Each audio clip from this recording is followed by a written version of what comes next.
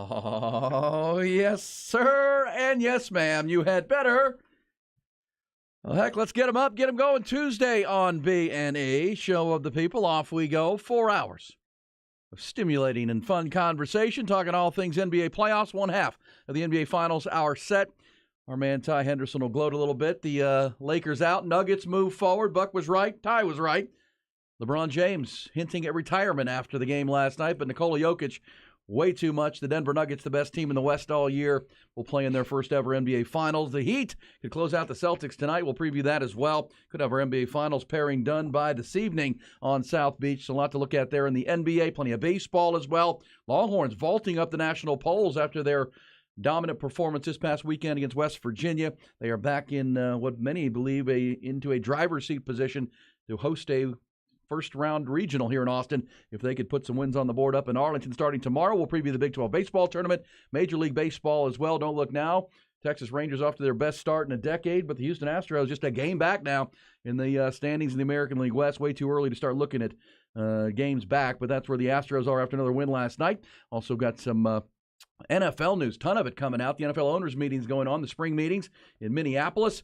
A lot of news coming out, so we'll talk in plenty of football, college football as well. It's going to be a fun Tuesday. 4 hours begins right now, and we appreciate you being there, however you are finding us. Maybe on 104.9 FM, could be 101.9 FM, AM 1260 for the old schoolers. Also digitally on your Horn app. Always take us wherever you go. With a couple of touches of a button, you listen to us on that Horn app on your smartphone, also on your speaker at home and work, and always, Mr. Godbolt, digitally at our website at hornfm.com. Good morning to the soldiers at Fort Cavazos, Texas, the soldiers in the state of Texas, and all those that fight for us each and every day. Thank you so very much for what you do. We do appreciate it, and we do appreciate it each and every day. Be safe out there. Going to be nice and warm today, just like yesterday. A little bit, as a matter of fact, a little bit warmer than yesterday. Yuck. And it was warm yesterday. Yes, it was. It heated up, but not, I want to say no. Not scorching, pleasant. I could take it like that for the remainder of the summer. Oh, man. How's that? Sign me up. Yesterday would be just fine. Yeah, a little humid, but just in the 80s and not too bad at all. To start your work week, now it's day 2 of your work week and a lot to get into. And honey, I will be home shortly. I don't want to throw you under the bus, but you're a mess right now. You brought your wife's phone to work. Yes. Not yours. No, I brought mine too. Oh, you took them both. I took them both. I didn't know. I thought you just swapped one for the other. Mine was just kind of hanging around. But then you grabbed her phone, then which I grabbed is never hers. good. That looks like mine, except for mine looks like the little kid phone. Hers is that big monster block. Oh, no. And I grabbed hers and took both of them. I thought one was a charger and one was my phone. Hers is so big, and I put them in my bag. You need to turn the lights on in the morning or something. You know what I'm saying? You get up so darn early. Yeah, I'm a mess. You didn't wear your watch? I didn't bring my watch. I left my car keys. The other day I lost my truck keys, and only to get on the phone. To the big brown mule? To the big brown mule, and they were sitting right there behind the wall, not on the wall, but behind. I went to a place. I tell you, I'm at the point of my life now that my wife has a buzzer for keys. Like if I lose my keys, there's a little deal that you can buzz, and they can find it. They can find your keys throughout the house. You just point them in a direction. Oh, you got a buzzer now. I got a buzzer for my car keys. Well, we've been trying to get you to get that life alert button for a long time now with all the falls you take. Yeah, I know. I'm doing good. I've been going on my property. I've been, it's so uneven and up and down. I got these hills. Now with the new puppy, I go for a walk every day. Good for you. I go for about a mile through the property, up and down and stuff. Yeah, I'm getting there. That's all right. We got you. We'll take care of you. I know where certain stuff is. You had to start the show saying, honey, I'll bring your phone home. Yes, I'll bring it home. Yes, I'll bring it home back. Yeah. Oh, not good. I think one time over the course of this show we've done together, I did take my wife's car keys one time. That was bad. Oh. Like somehow they were in my pocket. I didn't even realize it. I don't even know what's worse. Got all the way up here and didn't even realize it until she was trying to leave to go to work and couldn't start her car and didn't have the other set. It was just I don't even remember what we did on that day. That was a bad deal. But we'll get that rectified. Yeah, I'm sorry, Joyce. And by the way, if you had not found the big dirty brown doo-doo brown truck's keys, you would have. What would you have done? I don't know, but I think you would have to put a new ignition in it and get new keys. I think that's because you can't. From a 1988, I mean, that would be easier to do than one of these up to date, right? You can't just go have keys made for your car, can you? Unless you have. I'm going to do that with Dirty Brown. If you don't have the previous key, you would have to get a whole new starter set. Okay, but now stick a screwdriver in there and 88. It's 1988. Probably put a sticker screwdriver. Find some in there kid who'll probably be able to start it for you. Yeah, hot wire it or whatever they do these days. I'll call my friend Javier to get it going. Or Ty. Ty could do it. Ty could do Ty it. stolen a car. Have you ever stolen a car, Ty? I've never done anything that illegal. That's good. I figured. Yeah, I was hopeful. Yeah, I'm just a mess. I'm getting to that, where I have a button to when I lose all kinds of stuff. It's my keys and the phone I misplaced. But you know what I never lose, Ty? My wallet. Oh, okay. You were to say my wiener. I was like, what? No. I never lose my wallet like you and my son. I don't carry a wallet. I carry a little clip. Yeah, a clip or my clip. I got my little How many clip. times have you lost that in the course of your adulthood? Since I've been 18? Yeah. Probably 10 times. Your wallet? Good Lord. Yeah. I got my checklist before I leave the house in the morning. I got to have my phone, my watch, my keys, and my clip. That's why I have the little tracker thing in my wallet now. I haven't lost it since I've gotten that. Now you got a tracker now in your The wallet? tile. Yeah, you just have the app on your phone. Oh, it that's makes so noise. good. Okay, good. And then I'm going to have to do Same that. thing you have Organize your our keys. lives. I'll do that Organize our too. lives. I'll do that too now. I used to have to find my little helper glasses before I could leave too, but now sharp vision. I don't need to do that anymore. So I don't have to have my glasses any longer. That was always a key one. I was like, okay, I got the clip. Where's keys, my glasses? Where are those glasses? Where are they? And then you got to find them, rummaging around the house in the dark, trying to find them. Not anymore. It's Thank fun. you, sharp It's vision. fun getting old. It really is fun is. getting old. It's also fun to do this show. Let's get to the headlines, trending topics. Make sure you're fully aware as you're up and out on this Tuesday morning. UBO Business Services brings it to you. Start with the NBA playoffs, and break up Nikola Jokic and the Denver Nuggets. They've been the Western Conference's best team all season, the top seed, and they will now play in the NBA Finals for the first time in that franchise's history. They complete a 4-game sweep of the LA Lakers in the Western Conference Finals last night. Nuggets were down 15 at the half, thanks in large part to a 31-point eruption from LeBron James in the first 30 minutes. But second half, especially third quarter, all Denver. They outscored LA 36-16 in the third, took back control of the game, and then held on for a 113-111 win. Jokic, what does he do? Post triple-doubles. Another one last night, 30 points, 14 rebounds, 14 assists. That moves him past Wilt Chamberlain for the most triple-doubles in a single postseason. And he's still got 4, maybe 7 games left. He was named the MVP of the series, of course. And after his 31-point first half, LeBron James scored just 9 in the second half. He finished with 40, but missed his last 2 that could have tied the game. Denver will now await the winner of the Heat-Celtics series, with Miami leading 3-0. They can close that series out tonight on South Beach. Texas baseball, after that dominating 3-game sweep of 6th-ranked West Virginia this past weekend, Horns have not only vaulted themselves into the top spot at this week's Big 12 baseball tournament, also vaulted themselves up the national polls. Longhorns, unranked last week, come in at number 13 in both the Baseball America and Collegiate Baseball polls this week, while rising to 20th and 22nd in the D1 Baseball and the USA Today coaches polls. Texas will begin play in Arlington tomorrow afternoon, facing 8-seeded Kansas at Globe Life Field. Game scheduled for 12:30, but that is tentative, with TCU facing Kansas State in the first game of the day ahead of it, but 12:30 your scheduled start time. If the Longhorns win that game, they would play again Thursday afternoon at 4. A loss tomorrow would put them into a 9 a.m. game on Thursday morning.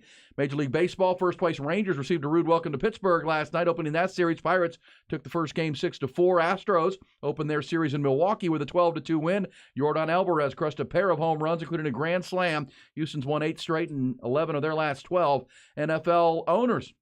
League owners are making plenty of news from their spring meetings in Minneapolis yesterday. Early yesterday, owners approved a rule that will allow teams to designate an emergency quarterback on game day. That's a rule they revived after the 49ers ran out of quarterbacks during the NFC Championship game against the Eagles this past year. Also yesterday, by a vote of 24-8, owners passed a resolution allowing Thursday night games to be flex scheduled. Under the one-year trial, games occurring between weeks 13 and 17 can be flexed from a Thursday game back to Sunday, or from Sunday to a Thursday game, with at least 28 days of notice to fans and teams. League also announced that the sites of the next 2 Super Bowls after this year's game will be in Las Vegas. This season's game in Las Vegas. Super Bowl 59 will be in New Orleans. Super Bowl 60, 2026, has been awarded to Levi's Stadium in San Francisco. Also yesterday, league owners announced in 2025's NFL Draft will be held in Green Bay, Wisconsin, following this year's stop in Detroit next April. One more piece of news in the NFL from the Twin Cities. Official word that Tom Brady's move to purchase a minority stake in the Vegas Raiders was agreed to by both sides, submitted to the league owners for approval. If ratified, the retired quarterback will be allowed to purchase a stake from Raiders primary owner Mark Davis.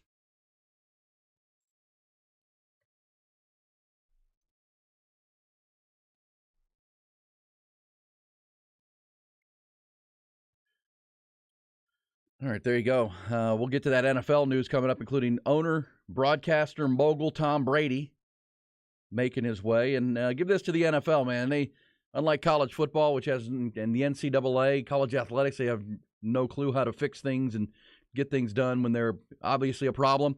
NFL had one game that the 49ers ran out of quarterbacks, and they said, oh, we need to change that rule. Why wouldn't we have an emergency third quarterback available as long as he's on your 53-man roster? Most important player on the field. Yeah. Yeah. And it's bad TV. I mean, that was one of the more watched games outside of the Super Bowl of the year was going to be, and all of a sudden the second half was unwatchable when the 49ers were considering putting Christian McCaffrey. Remember, they put Brock Purdy back in the game with a blown-out elbow. Yep. I mean, he couldn't throw, but at least he could take the snap and hand off. That was a mess. So, yeah, they changed that rule right quick, and it just seems obvious. You only have 45 guys suited up on game day, but you can have a if emergency break glass quarterback who's not on your game day roster but can be brought into and he's got to be there, obviously, and he's got to be a part of your team, but he just won't count, and you probably won't use him on most occasions. But they rectified that quite quickly. Practice squad guy that knows the plays at least. Well, he'd be your third string quarterback, but normally on game days you don't activate him. Right? You don't dress three quarterbacks. You put someone who can help you on special teams, maybe be a swing offensive lineman, someone who you're more likely to lose and use. But in this case, Well, they don't want their product to be bad. That's the way to fix it, at least. Sure. Just in case. Yeah, in that case, they would have had a third quarterback. And I don't know who that would have been because they were already down to their fourth quarterback with Josh Johnson. Well, right? Josh Johnson got hurt. Oh, yeah. Remember when he took the concussion is when the real problems happened. Shano? But yeah, maybe Kyle Shanahan would have suited up. Yeah. I know Sean McVay would do it for the Rams. Oh, man. But the NFL making moves. Tom Brady making moves. We'll get into that flex schedule Thursday, I think, because that's going to ruffle a lot of feathers. Players don't like it. Teams don't like it. But only 8 teams voted against it yesterday. We'll get into that trial proposal. But obviously the Denver Nuggets announcing their presence, whether they needed to or not, haven't really been – they've been the best team in the West all year. But the Lakers are the Lakers, and they get the national run. They get the national conversation. They move the needle. Denver not as much. But, man, as we said when this series began, good for Denver to get this national exposure, to get this big spotlight, and everybody has gotten to see, if they hadn't already, just how unbelievably talented Nikola Jokic is. Jamal Murray can rise from star to superstar here with another run in the finals. This is a really well-built team. And Nikola Jokic, Buck, I'm trying to figure him out. It's like Dirk Nowitzki meets Magic Johnson.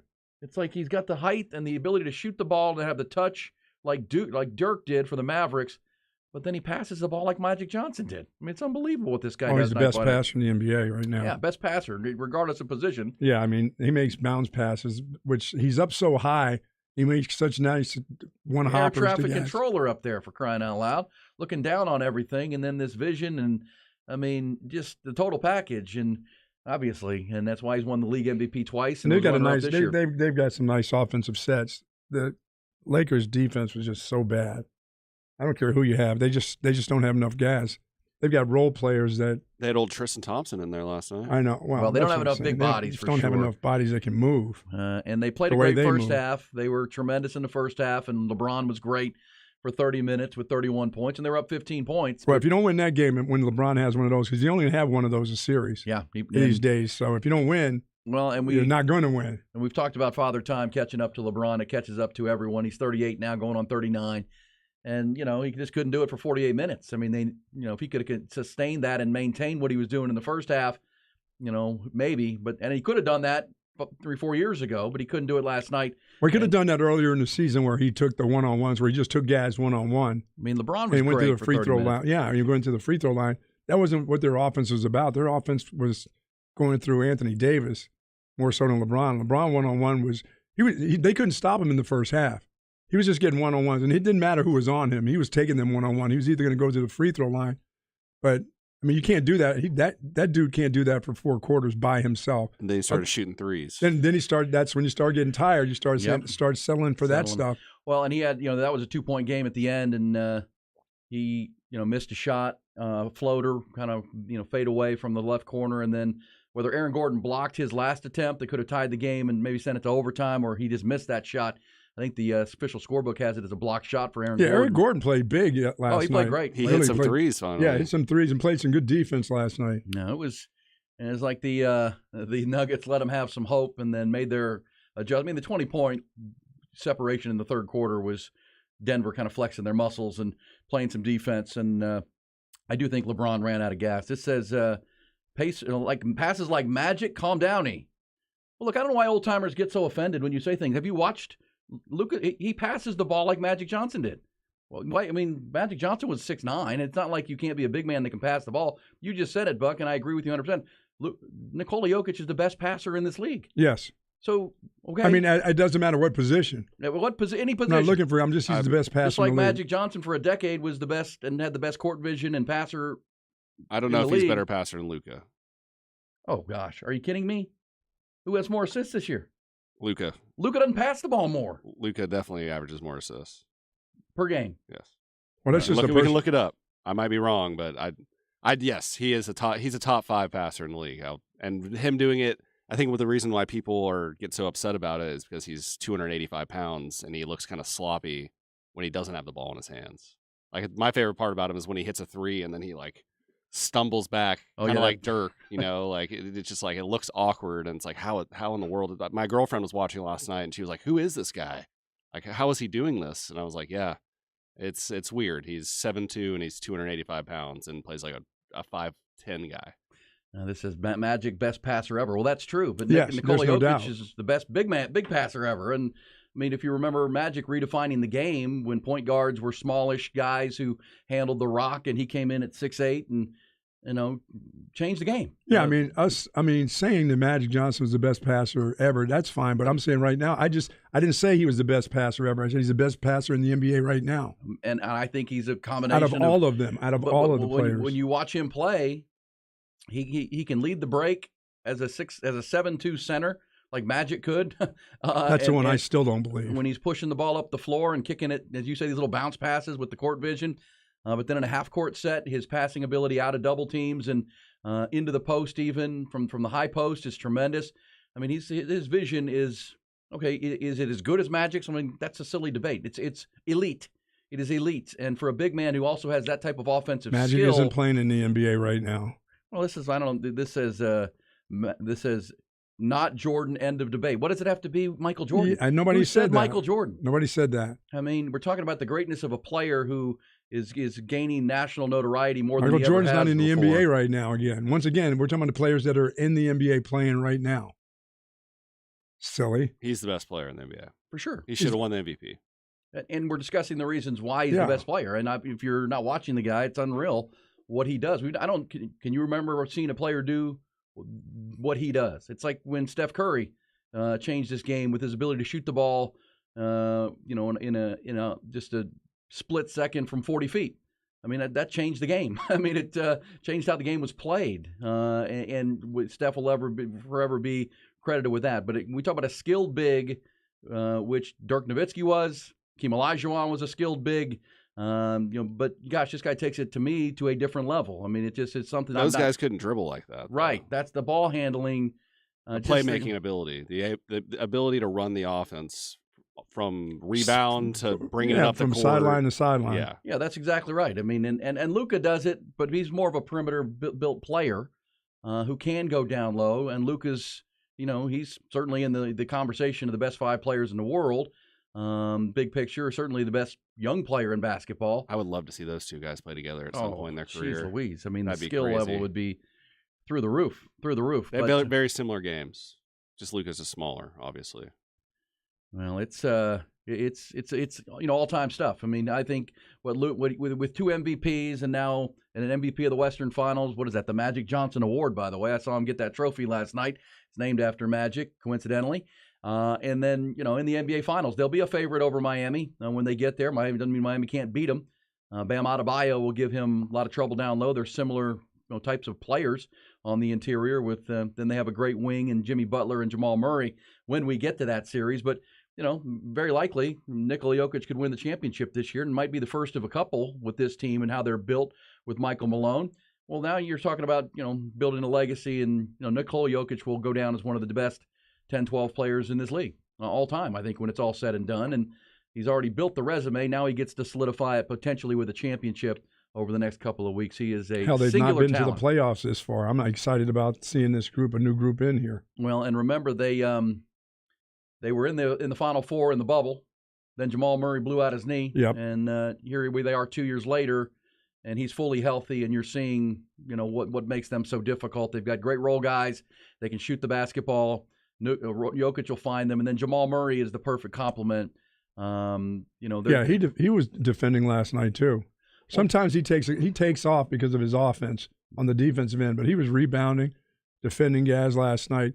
I mean, he's pretty all around. He was all around last night. Lakers do not have an all around team, player for player. They they just don't. Well, remember they rebuilt it on the fly right there in February with all the trades. They realized that their season, they weren't going to make the playoffs if they didn't make dramatic changes with how the roster was built when they broke training camp. And so, yes, superior team won. Best team all year has been Denver. And look, I mean, that again, the old heads will get all fired up about this, but there is when you watch the Nuggets at their best, there's kind of an old school Shaq Kobe mindset to it where you have a great big and a great perimeter wing, and it just makes it, Jamal Murray is one of the best wings in this league, one of the best, creators of a shot and shooters in the league. And then you got Jokic with the ability to deliver it to him. Either one of them can step up in a big spot. That's when the Lakers were winning championships with Shaq and Kobe. I mean, it was just, what are you going to do? Shaq was unstoppable, and then Kobe was Kobe. I mean, if they could have stayed together with the Lakers for more years, they just couldn't get along. How many championships those two could have won together? This Denver team kind of has that. If Jamal Murray continues to improve and get healthier and healthier and show that he is, because not only is he really good, Buck, he's really clutch. I mean, that clutch fourth quarter gene thing is, to me, that's uncoachable. That's just something you got or you don't. Jamal Murray has it with his ability in the biggest moments to rise up, kind of Jimmy Butler-like, right? Well, yeah, I mean, those guys aren't afraid to take the shots. Even if they're not playing well, they'll still shoot. I'm still shooting, no matter what you think. Yes, I've been cold all night. Yes, I've been cold in the start of the fourth quarter, but when it counts, those same guys do take the shots. And you want them to take the shots. You can talk about them, how poor they played the next day, but when it comes to the time when it's time to play, those same guys that take those tough shots, even when they're not on knee, will still take the shots. That's what I like to see. I don't want anybody else taking them. No. No, you take it. Let that guy take it. All he needs is one to get going. Maybe this is the time. Well, and, by the way, Nikola Jokic, 9.8 assists per game. Your guy, Luka, 8. That's just 1 year. Okay. Luka, 8.6 over his career. Jokic, 6.6. Okay, well, this year he averaged almost 2 more per game. Yeah, he's a great passer. He's a great passer, and I didn't say he passes better than Magic. I said he passes like Magic. He's like Magic meets Dirk. I mean, is James Harden a better passer? He averaged the most assists in the league. Okay, he's the best passer and passing big man ever. I'm just being difficult. Sorry. Thank you very much. I'm trying to find what he reminds me of. So to me, and that's my opinion, he reminds me of Dirk Nowitzki meets Magic Johnson. The ability to be an offensive dominant player, lead his team in scoring if he has to, but also facilitate for others. Now, and this is what I would say and we'll get back into this on our side with LeBron James, because LeBron James was pretty cryptic in his message after this game. So, of course, emotional, gets swept on your home floor. But it felt, this whole series, Buck, it felt like to me in the clutch moments, LeBron needed to be the facilitator, not the shooter. And over again in the big moments in these losses, he would be the one taking the shot. And that's where I used to talk about the Lakers not being in those moments. I mean, what has LeBron been most known for in his 2-decade career? Not just being a complete dominating presence, but at the same time, he will pass to open teammates. He was even criticized for it as a young player that he wouldn't take the big shot. In this series, every time they needed a big shot, he seemed to take it and miss it. And so it wasn't a good look. And at the same time, I think his team needed him to kick it out to Austin Reeves in a big spot. Austin Reeves not ready yet. They were all missing last night. Yeah, Austin Reeves not ready. He's too young to take. I'm talking about, go back and watch the final minute of each game. He's taking the shots. Austin Reeves was making shots. Third quarter, fourth quarter, getting them to where he had his opportunities last night. He didn't make them. He made 1 3 in the fourth quarter, and that was it. They only made 1 3. That was the first, and I think only 3 they made in the second half. In the whole half. Yeah, you could say they went cold in the second half, but also the Nuggets played a much better brand of defense in the second half. They were much more intense on that end of the floor. With or without LeBron, Austin Reeves will be a different player next year. I mean, and he'll be somewhere else.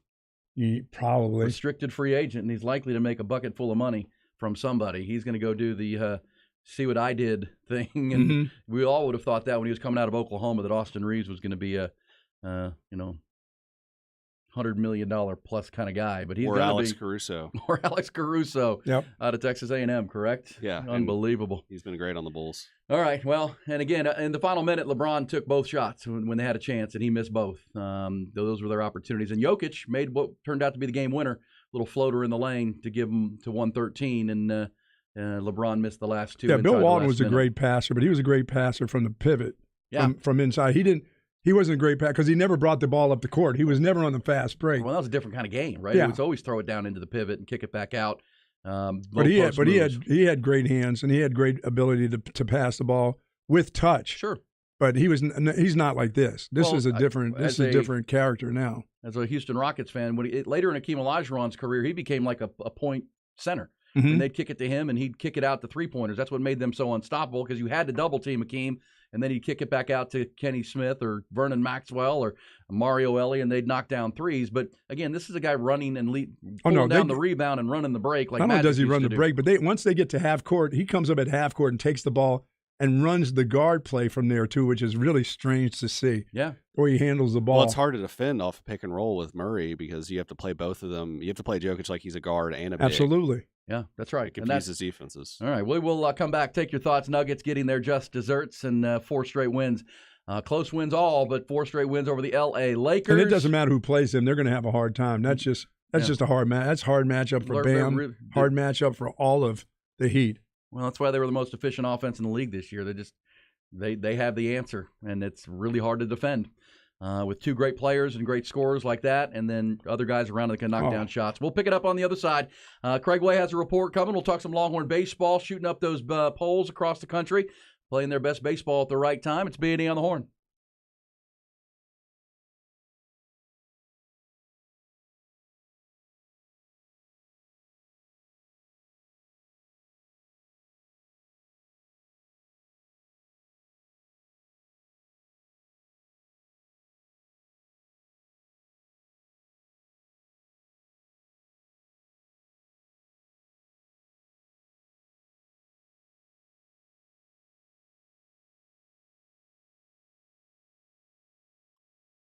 Viking Fence. Viking Fence is the premier fence company in the ATX. Hopefully you know that by now. But a lot of new folks to the show, new folks to the station, and certainly new folks to town. And if you don't know that Viking Fence is the premier fence company, you should.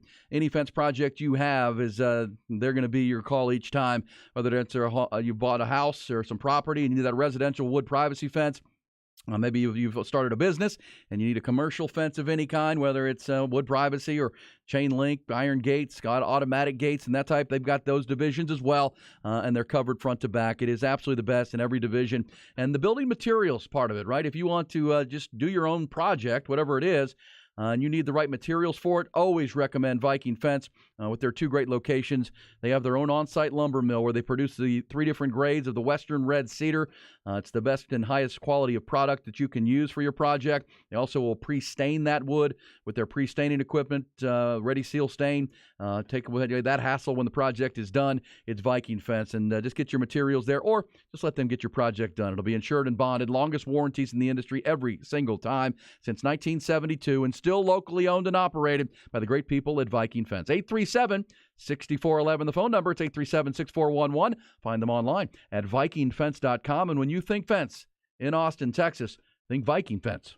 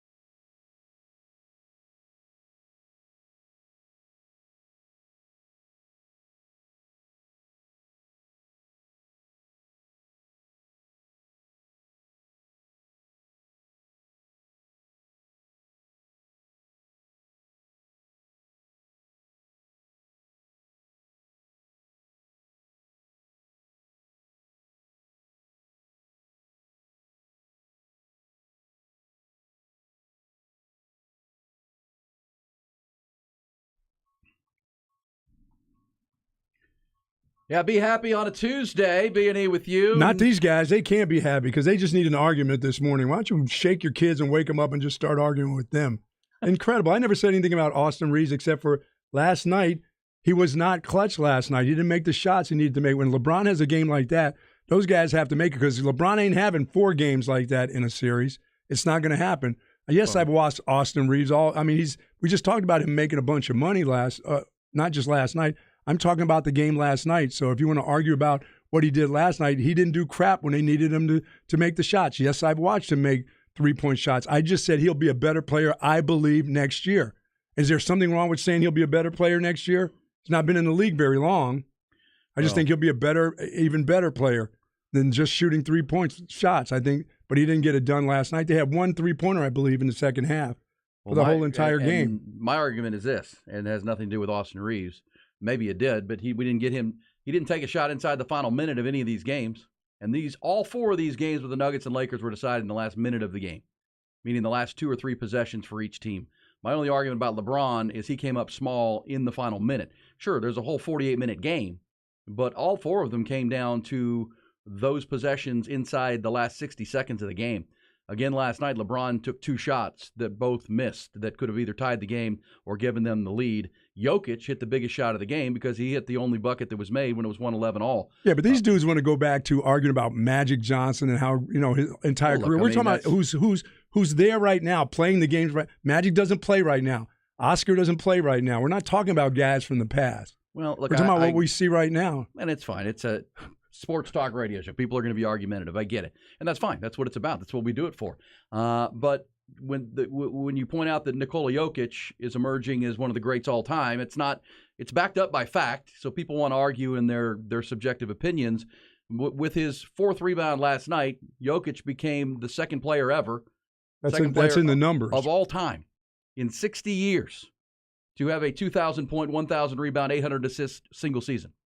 Oscar Robertson did it in 1961 and 62. He also went past Wilt Chamberlain for the most triple-doubles in one postseason last night.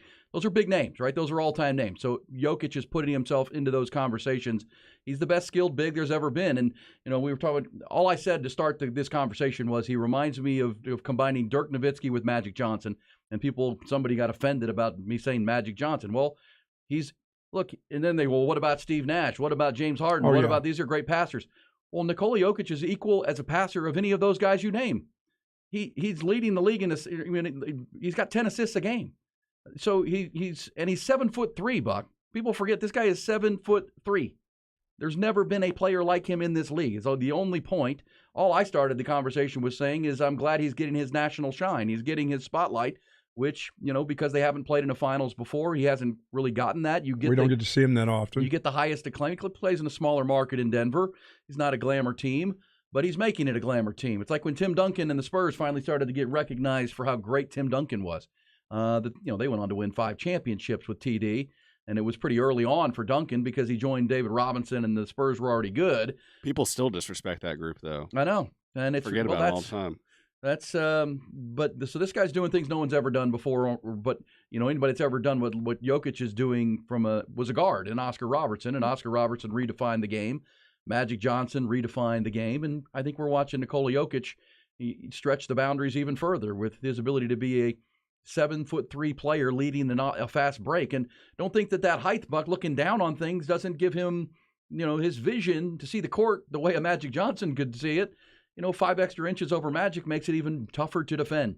And I just think that all I'm saying is give this guy credit. And you can argue back if you want. That's fine. That's what a debate is about. But this dude is pretty special. And to pair him with Jamal Murray, I would also say that this dude makes them almost unstoppable because Jamal Murray is a really, really great number sharp 2. Shooter. And then the clutch gene he plays with, that 23-point fourth quarter in game 2. Just legendary stuff. So you got 2 guys who can do that. That's pretty special. Murray followed up his 37-point game in game 2 with a 37-point game in game 3. Boy, they got a nice cast around them, Ty. With those 2. Michael Porter Jr. too. That guy is one of the smoothest jump shots I've seen since Ray Allen. Now, his ability to rise up. Oh yeah, yeah. He's 6'10". He's a well-trained player, man. He can really shoot it. And when he gets going, there's a kind of a Steph Curry look to that shot too. It's just quick. and it is nothing but the net. Yeah, it's going to be interesting, them and the Heat. I mean, that. Oh, I just don't know how the Heat. And Bruce Brown. Well, they got guys that are similar to Heat culture guys. That's what. Yeah. They got Well, Bruce I Brown. But they got haven't been there. They haven't been there like the Heat have. But old man Jeff Green. I think it'll. I saw Jeff Green in the guy. I saw Jeff Green block LeBron. He got an elbow to the face last night from LeBron. I saw him block LeBron's shot. Jeff Green, Uncle Jeff 30s, Green. 38, 39, older. Yeah, he's 2 years. LeBron's 2 years older than Jeff Green. 38. He's 30. played on. I think he's played 15 seasons and he's played on 10 or 11 teams. I remember when Jeff Green was and he's played with LeBron as a teammate, right? Yeah. You're too young to remember, Ty, but Jeff Green was like a top 5 pick of the Celtics way back. But he's the definition of journeyman. And that dude can still jump. He can still sky. Yeah, and he's made a lot of money playing basketball. LeBron James, meanwhile, after the game, scored 40 points. And, my only argument with LeBron is I think in those final minutes, not minutes, but the final 60 seconds of these series, he would have been better facilitating to a red-hot Anthony Davis in Game 1, to a Hachimura in Game 2 who was red-hot, to a Austin Reeves. And really, if you go back and watch the last 60 seconds, LeBron was the guy ball dominant in those moments, and he didn't come through. How was Hachimura last night? Just kind of. He was pretty good. Just okay last night? He was like 2 for 12 from the field. Yeah, they didn't shoot well. In that second half, they really didn't. Well, that's shoot right. well. I mean, they were up 15 at the half, and then everybody went cold in the second. I do think that, the Nuggets' defense and their intensity ratcheted up, contributed to that. But after the game, LeBron was cryptic, as you would imagine. He's, just after the season ended, he said, "I got a lot to think about. Just personally, with me moving forward with the game of basketball, I got a lot to think about." So it means nothing. He'll likely be back. I mean, he's 38 years old. He'll be 39, but he just scored 40 points and played almost every minute of that game. But that's part of the flaw of the Lakers. That LeBron at 38, almost 39, Buck, he needs a blow. And they can't take him off the floor. So in the closing moments of the game where they need him to be his best, he looks like he's out of gas. And that hurt them in every game of this series, whether they're at altitude or not. And that's the issue with the Lakers. They're not deep enough right now. Yeah, they don't have that next guy. And as Ty has pointed out all along, Anthony Davis is kind of hit or miss. He was good last night, or good in Game 3. Nobody was good offensively in the second half for the Lakers when they needed big buckets. And, Denver's a better team, without a doubt. And to the point of, the matchup with the Heat, when they're going to get there, that's going to be a great matchup. I think the Nuggets would have the advantage. But Bam Adebayo is kind of a poor man's Jokic. He's not as tall, but he is very active. He will distribute from the post. He's kind of a this is going to be rugged. It's going to be a rugged battle on the boards with those guys. And Jimmy Butler and Jamal Murray will be a great battle because those two are similar players. They're the role guys that spread around are well built and deep, but they're kind of similar. And then you have Eric Spoelstra against Michael Malone. It'll be, obviously the glamour series would have been Lakers Celtics again, but at the same time, this one will be, for basketball fans, this will be a really fun series. It'll be a good chess match here with Eric Spoelstra. I think the Nuggets have the better roster. And they'll again have the best player on the floor with Nikola Jokic because he's the best player whenever he plays. But I wouldn't count the Heat out because there's something about that team as an 8 seed that they've got some guts to them, man. And you got to beat them. You're going to have to beat them for sure. So looking forward to that. Obviously, we'll see if the Celtics have any fight in them. Do the Celtics have any fight in them tonight? No. Are they ready for golf? Yeah, it's time. Vacations? It's time. Start getting your plans for Martha's Vineyard, getting them ready. So let me get this straight. If the Heat win tonight, there's thought that Joe Mazzulla could be fired. That means every team that the Heat have beaten have fired their coach. This is the pink slip brigade in Miami. They beat the Bucks, Mike Budenholzer, fired. They beat the Sixers, Doc Rivers, gone. They're about to beat the Celtics, and Joe Mazzulla, see ya. I'm just thinking, it's first year for this guy. They had a fantastic season, right? Well, it hurts him that it's in contrast to the free season previous with the same roster. That Ime Udoka delivered and got the best out of this roster and got Jamal Brown and Jason Tatum to play together. But they didn't win last year. Well, they got to the finals. Yeah. And were a really good team. They were by far a better team last year. And Joe Mazzulla inherited the same team and couldn't keep the same chemistry. So, yes, I would agree with you that Joe Mazzulla, if this was his first year and there was no run to the finals a year ago and they didn't fire Ime Udoka for not being a good coach. He fired himself. Right. His off-court stuff forced their hand.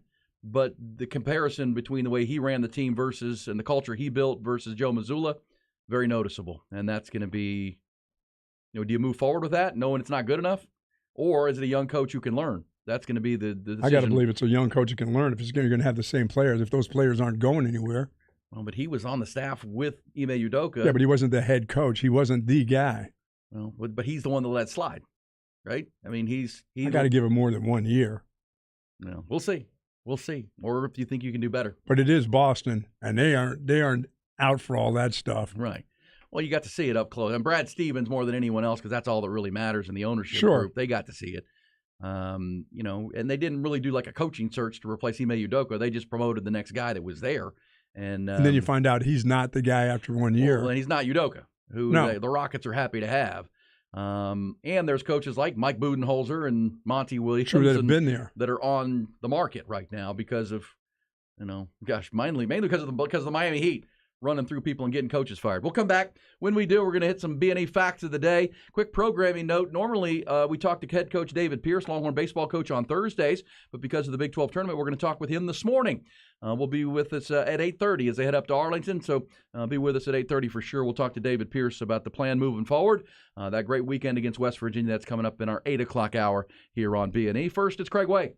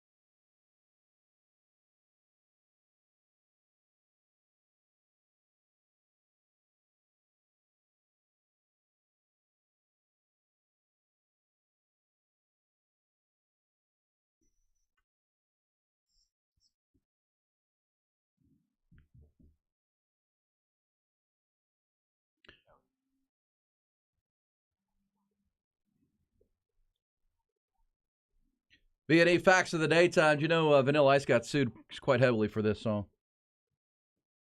Is that right? Is this the one? Yeah, they stole the riff. But Dallas, Texas product. The Dallas, Texas product. And Comet back in the day to the top of the pop charts. But also random facts, Buck. Did you know that the Baby Ruth candy bar, did you ever like the Baby Ruth? I did. Was not named, as a lot of people believe, after the baseball player Babe Ruth. It was named after Grover Cleveland's daughter Ruth. Yeah. Who was the president at the time. So it was Baby Ruth. So that's what they named the candy bar. Baby not named Ruth. after the great Babe Bambino, Ruth. no. The great Bambino. Also a fact, you know who was at the Florida Panthers hockey game last night? Brooks Koepka. Come on, Koepka. Koepka up in there, getting all intense. He had his sweater on. He was ready to go. Looked like he was ready to play some hockey after winning the PGA Championship for a third time.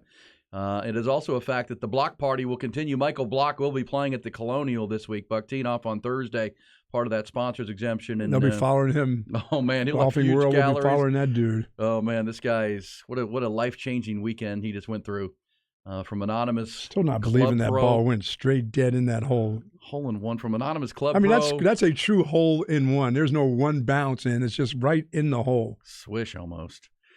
Yeah. So that happened. Also a fact of the day, the Houston Astros just a game back of your Rangers, Ty. Game back now. They're coming for you. They've won 11 of 12. They're coming now, Ty. Here they come. It's going to be a great. You know what? That's what's going to be fun. Is I think this is nothing against the Rangers. I think they're a really good team. They score a ton of runs, and Adolis Garcia is having a heck of a first couple of months. And we talked about it at 54 games, right? 54 games, a third of the way through the season. That's always a point where I look at it and say, okay, where are they strong? Where are they weak? Where do they need to add some pieces, or where can they be better?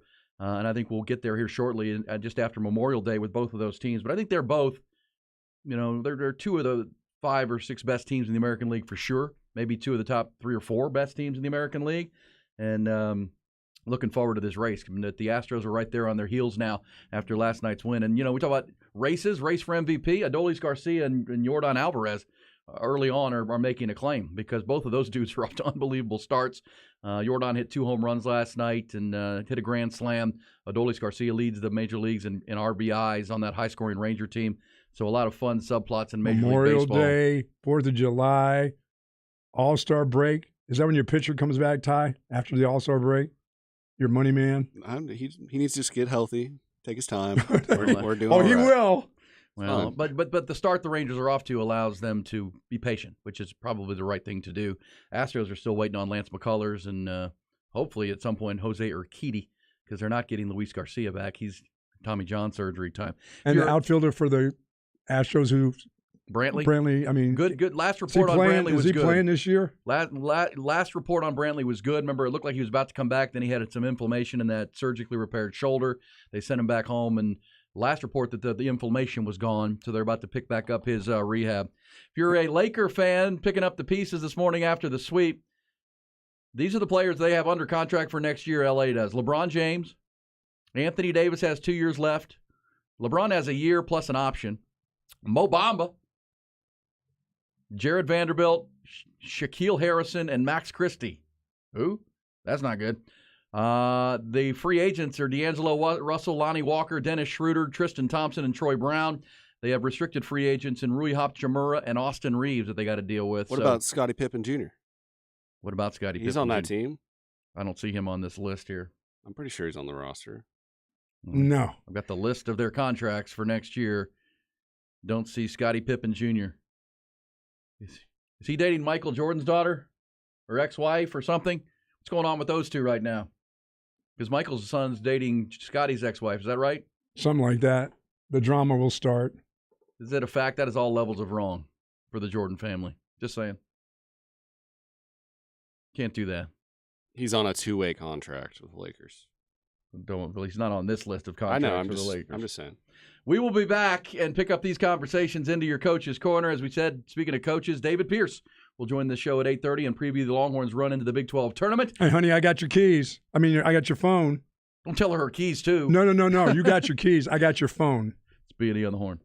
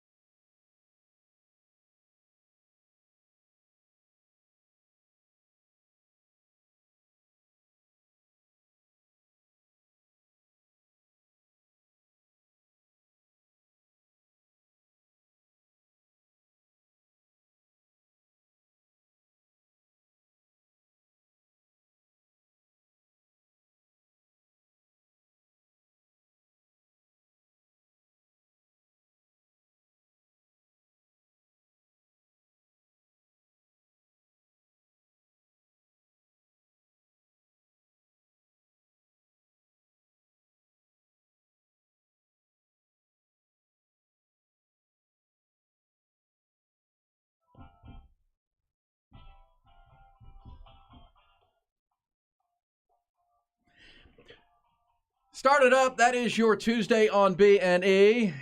Start of the Big 12 tournament. Baseball side tomorrow. Also tomorrow, Buck, the defending national champion Texas men's golf team will tee off in the I watched the women play a little bit yesterday. Yeah, the women are advanced to the match play round. They're playing well. So, yeah, the winning just keeps on, continues to keep on over at the 40 acres. Pretty high level right now. Westlake is leading in golf going for their 6th championship. On the high school level, On the high school level. There's some great high school golfers here. Well, last week we Men and women. Wow. Last week we know Vandergrift won the girls 6A state championship in golf on the women's side. Westlake in the mix on the boys' side. Can you imagine taking some of these young guys on the golf course smoke you and getting, oh, come on. You would think we'd get into their heads while they're getting ready to putt? No. As we stand in their line and stand behind them? No. You don't think it would bother them whatsoever? Stop this conversation. Shout out to Coach Noakes, who's the coach there. Coach Noakes, love him. Done a great job. We need to get him on. He's been wanting to be on with us. We need to talk to him. He listens to us every morning. This conversation right here is how we ended up, Bucky playing 3 female golfers one day back in the day. This is back when Bucky was a better golfer than he is right now. Yeah, too. and those he got on the radio, popped off about how he could beat the ladies. They can't putt. And the thing about them, we ended up playing them for charity, and they whooped you. And they were the thing about them, they leave their families, and their husbands stay home and just take care of the kids. But these ladies leave them with like nannies and stuff where they go off and play golf We're gonna get all day long. All day long, Ty. You could have said that 20 years ago. You can't say that now. Oh, you can't? Stop. Is that how it works, though? I don't With know. lady golfers? Even if it's true. It's a gross generalization. If you're a lady golfer, do you automatically have a stay-at-home husband? No. Yeah, the dudes are at home. No. But at the time, it was true. Come on. It wasn't true then. It's not true now. Come on, man. But it is true that the women have the kids. Still can't make those 10-footers, though. It is still true, no matter what anybody says. The women birth the kids. Yes, they do. The women birth the babies. From there, they can all be golfers. And don't be challenging these young Westlake kids because they will whoop you. Dude, they when have I some started of the sweetest swings. they have never felt the needle. Speaking of the needle, Lou went to get his shots yesterday. I think I can do that. There's certain shots, that I've gone to the vet for, like Yogi has Addison's disease, so he gets a shot a month. My big dog Yogi, 8 years old, Pyrenees. And originally my vet, who's an Aggie, fantastic Aggie. Most vets are. And my daughter wanted to go to great Texas veterinarian to school. Be a vet, but so he said, you can give the dog this shot, but if you mess up and he doesn't get the juice in him, you're going to have to come back. If we mess up, we just go to the refrigerator, refill, and go again. You will have to pay for the whole thing. Yeah, I think I'm starting to get to the point. I think I can give Yogi the shot from where I see where the dogs get it. I think I can handle that needle. It's not going into you. That's true. I started to think that. It's exactly the way I was thinking yesterday for the first time. It's like, before it was like feeling like it was going to hurt me. But I don't know if they feel it. You know that, Ty. You got a Great Pyrenees. Are they feeling that? My Great Pyrenees would not let me do that to her. No? No. She wouldn't let you get up there by her shoulder and do that? No. Great Pyrenees don't like you to be around their backside either. No, with their hips. She doesn't like anything in her feet or anything to be messed with or brushed. But I think did you get the flea shot or the flea pill yesterday? Though? I did. They don't do flea baths anymore. They don't. They're just the pill. Just the pill. The pill's so effective. It just works from the inside. It takes 4 hours, and all of a sudden, those little things are just falling off. Yep. They don't like it. Yeah, but I'm still going to bathe. Says our man, Chief Legal Steve Foster, said Bucky got Billie Jean King. Yes, you did back in the day. You popped off. You got beat. What? Yeah, we took it out to the what was it? Right there on 183, the Harvey Penick. First tee of Greater Austin, the Harvey Penick course there, 9 holes. What a crowd that was! That was fun. A great crowd. You're like we did Michael, the show out there, and you got. I still got that bag, that Cleveland bag, that tournament bag. That was a good time. Well, there's none of them around now. They're with their kids. Now their kids are grandkids. Well, now you're with your grandkids and your dogs. Oh, that's true. Don't pop. No. Well, let's get to the headlines and the stories. We're talking high schoolers, here. Those are grown women. Dude, just go out to a driving range and watch some of these high school kids swing. They've never had a bad swing flaw. But everybody's been nice to them. When they play, don't stand in the line. They got their arms around them. They compete. They got their dads that carry their bags, or a lot of parents. Their girlfriend will carry the bags and stuff. I'm carrying that big tournament bag by myself, You couldn't carry your own bag right now. Come on now. Let's not go there either.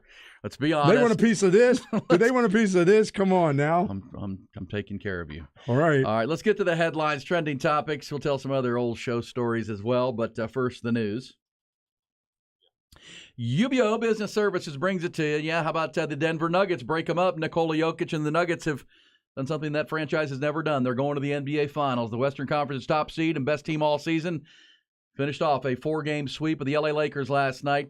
Nuggets were down 15 at the half in LA, thanks in large part to a 31-point eruption from LeBron James in the first 30 minutes. But second half, all Denver. They outscored the Lakers 36-16 in the third quarter, then held on for a 113-111 win. Jokic, another triple-double, 30 points, 14 rebounds, 13 more assists. That moves him past Wilt Chamberlain for the most single-season most triple-doubles in a single postseason. He was named the MVP, of course.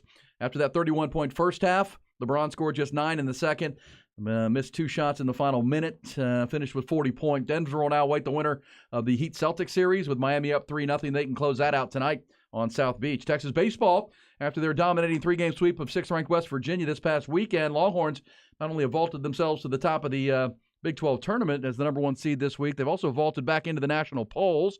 38-18 Longhorns rank at number 13 in both Baseball America and the Collegiate Baseball polls out yesterday, while rising to 20th in the D1Baseball.com poll and 22nd in the USA Today coaches poll. Texas will begin play in Arlington as the number 1 seed tomorrow afternoon, facing 8th-seeded Kansas at Globe Life Field. Game is scheduled for 12:30. If Texas wins tomorrow, they would play again on Thursday afternoon at 4. A loss tomorrow would put them into a 9 a.m. game on Thursday.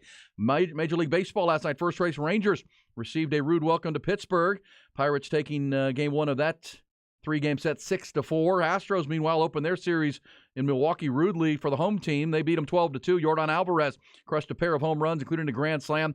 Houston hit 5 home runs on the game. They've now won 8 in a row and 8-11 of their last 12. And NFL owners meeting in Minneapolis, their annual spring meetings. Lots of news coming out yesterday. Owners did approve a rule that allows teams to designate an emergency quarterback on game day, a rule they revived after the 49ers ran out of QBs during their loss to the Eagles in the NFC Championship game. Also, by a vote of 24-8, owners passed a resolution to allow Thursday night games to be flex scheduled. Under the 1-year trial, the games that could be flexed would only occur between weeks 13 and 17.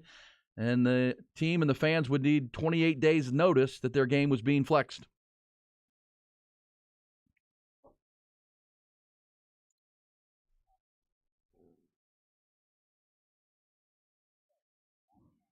Is Tom Brady going to come out of the stands and become a player at any time for the Raiders? No, he's going owner. Well, that was another piece. Will he come out one game when they get to be real bad? Who? Sorry, I missed that. Brady, will he come out of the stands? Oh, he could. That emergency quarterback. That was a piece of news yesterday from the Twin Cities. The emergency quarterback, Tom Brady's rumored and reported move to purchase a minority stake in the Vegas Raiders, agreed to by both sides and submitted to the league owners for approval. It's on its way. Not a chance, that he comes out of the owner's booth. Won't say never, but not likely. He's going to be in the booth. That's the one thing. I mean, remember, he also has signed that huge deal with Fox to be the lead color man. $400 million and do other things for Fox Network. You know, that would, if he's the owner of the Raiders, right, or part owner, that would preclude him from doing Raiders games. I would have to assume, as far as just I would guess. I don't know. They make up the rules. I know. The league also announced the next 2 Super Bowls this year. You know, it's in Vegas, or this season will wrap up in Vegas in February. But then they're going to New Orleans, which is always a good time. Back to New Orleans, yes. And back to San Francisco for Super Bowl 60, Levi's Stadium in San Francisco. That flex situation is interesting. Remember, we said when this thing got tabled back in the winter, when the winter meetings were going on, we said, watch when the spring rolls around. They'll bring it back because the players don't want it. Players Association doesn't want it. But the TV networks want it. Most notably, Amazon Prime, who televises the Thursday night games and pay a lot for it, and which meant when they get back together in the spring, you could expect it to move through, and it did. 24-8 was the vote. Among the dissenting voters and owners was Mark Davis, the owner of the Raiders, and he had a strong statement saying, look, you know, people are going to book tickets to come to these games months in advance to, book a hotel, come see their team, and if all of a sudden you move it from what was a Thursday game to a Sunday game, or from a Sunday game to a Thursday game, that's not fair to our fans, but, tell that to Amazon Prime. They don't care. Now, look, under the scenario they voted on yesterday, it would only be they're going to try it this year, and it's only for 4 weeks of the season. It's the end of the year, right? And as I said in the headlines, you would have to give 28 days notice, so a month's notice essentially, that you're flexing the game. And so obviously what they're trying to avoid is just a terrible game at the end of the season that doesn't mean anything, played in prime time. They'd rather try to put some better games there. So I understand only 8 owners voted. Both the Texans and the Cowboys voted for it, voted in the affirmative. But the Cowboys know they're not getting flexed. Well, yeah, exactly. And there's also a limit on the times you can be. But the Cowboys are one of the games that could be moved out of, because right now, under the new rule, these are the only games that could be booted out of the Thursday night. So essentially what they would likely do is, they would, if a game is coming up a month away that looks, everybody's hurt on one team or they've fallen out of contention, the first game that could be flexed is the Cowboys game November 13th against the Seahawks. Cowboys and Seahawks. I doubt that gets flexed out. The Cowboys never get. If they're in prime time, they'll be on. Amazon will be happy with that. The next game would be December the 7th, which is New England and Pittsburgh. Steelers, Patriots. Highly doubt that is flexed. There's the one that right there that can get flexed. Raiders, Chargers, December the 14th. This is, I think, what Mark Davis is talking about. If our fans or the Charger fans, and by the way, Mark Davis had a good shot at the Charger fans. He said, if our fans and all 3 of the Charger fans in Los Angeles how about that? Book a trip to come over for a Thursday game and stay into the weekend, and all of a sudden we move it to Sunday, that hurts everybody. But the Raiders, Chargers, and then the Saints-Rams, December the 21st. Who knows how good New Orleans will be with Derek Carr. Rams seem like a crapshoot at this point. They'll be in the division chase with Atlanta at that time. And the last Thursday game on the schedule with Amazon is Jets with Aaron Rodgers, Browns with Deshaun Watson. Oh. So those are the 5 possible flex games. Now, again, they would have to replace that game with another game, too. So there's 10 other teams that would be at least under consideration to have to be flexed. They're going to try it for 1 year, see how this goes. It passed 24-8. Can we dive into your Coach's Corner? It's brought to you by Audio Visual Consultations. That's avconsultations.com online.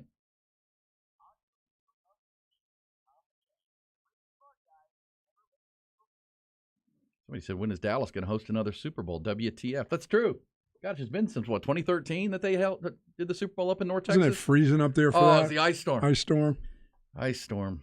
Yeah. I would like to see another one come back to the Metroplex, but not sure why. Houston's had it a couple times as well. Hey, so speaking of things passing, it's inside 100 days to the college football season. We know that, but you can find cool little stories out there. ESPN ranked the top 100 quarterbacks or whatever. Oh, great story. Little Shimmy. Shimmy's not with Michigan any longer. But just Shimmy Schembechler's gone. Shimmy's gone. Bo Schembechler's son. See ya. But the real meaty stories in college athletics right now are happening in a couple of places. One, with these commissioner or the league meetings, right? The ACC league meetings last week with the 7 Atlantic Coast Conference schools that are clamoring for uneven revenue sharing and want out. The Pac-12 still doesn't have a media rights deal. That thing is something to keep an eye on the next 30 to 45 days. And the other one, Buck, I know people hate this, but politicians involved in college athletics, and it's happening on 2 fronts. Right now, the NCAA, there's a hearing yesterday in Washington, D.C.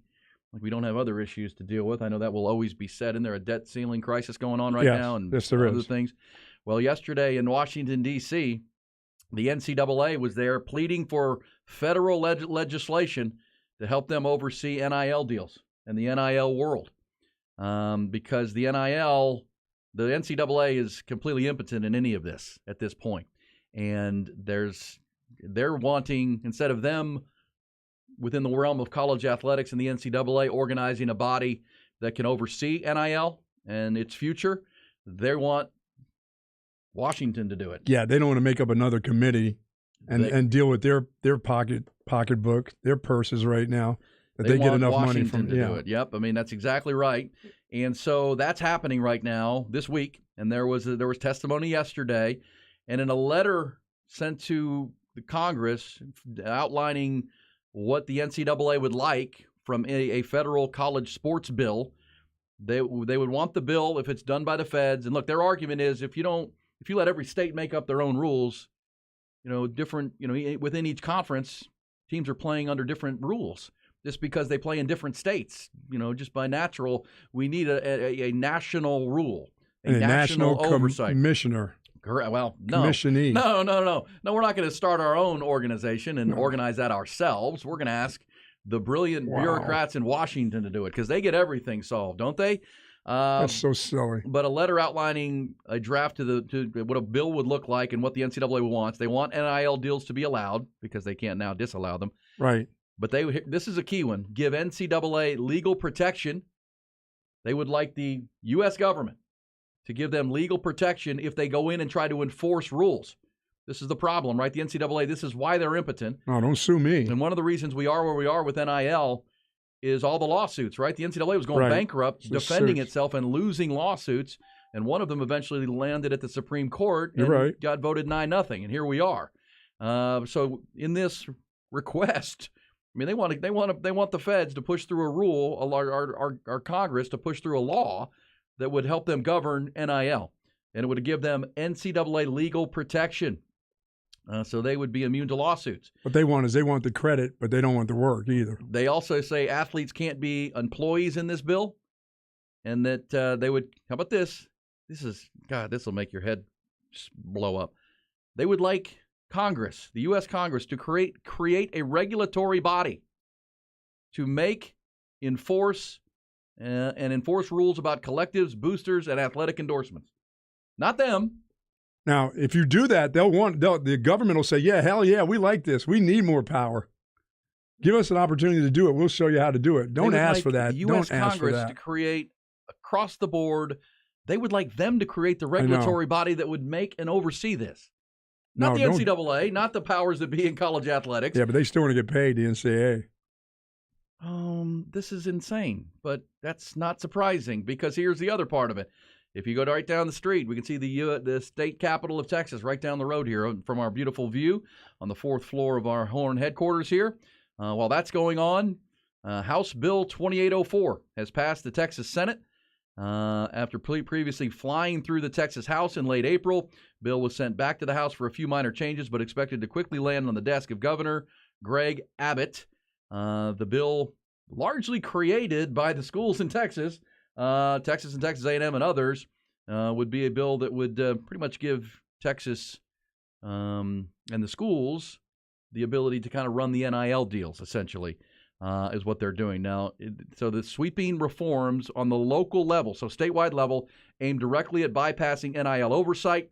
Texas, of course, one of the biggest players in college and high school sports. This is on the bill. House Bill 2804 has passed the Texas Senate. It's on its way to the governor's desk. I don't want to give them that. I don't want to give them that kind of power. I mean, the NCAA, they don't want it. They want all the benefits from it, but they don't want to do the work from it. Well, so this new legislation, again, largely helped by the universities to craft, because these politicians don't know anything about this. But so you're saying Lindsey Graham doesn't know ball?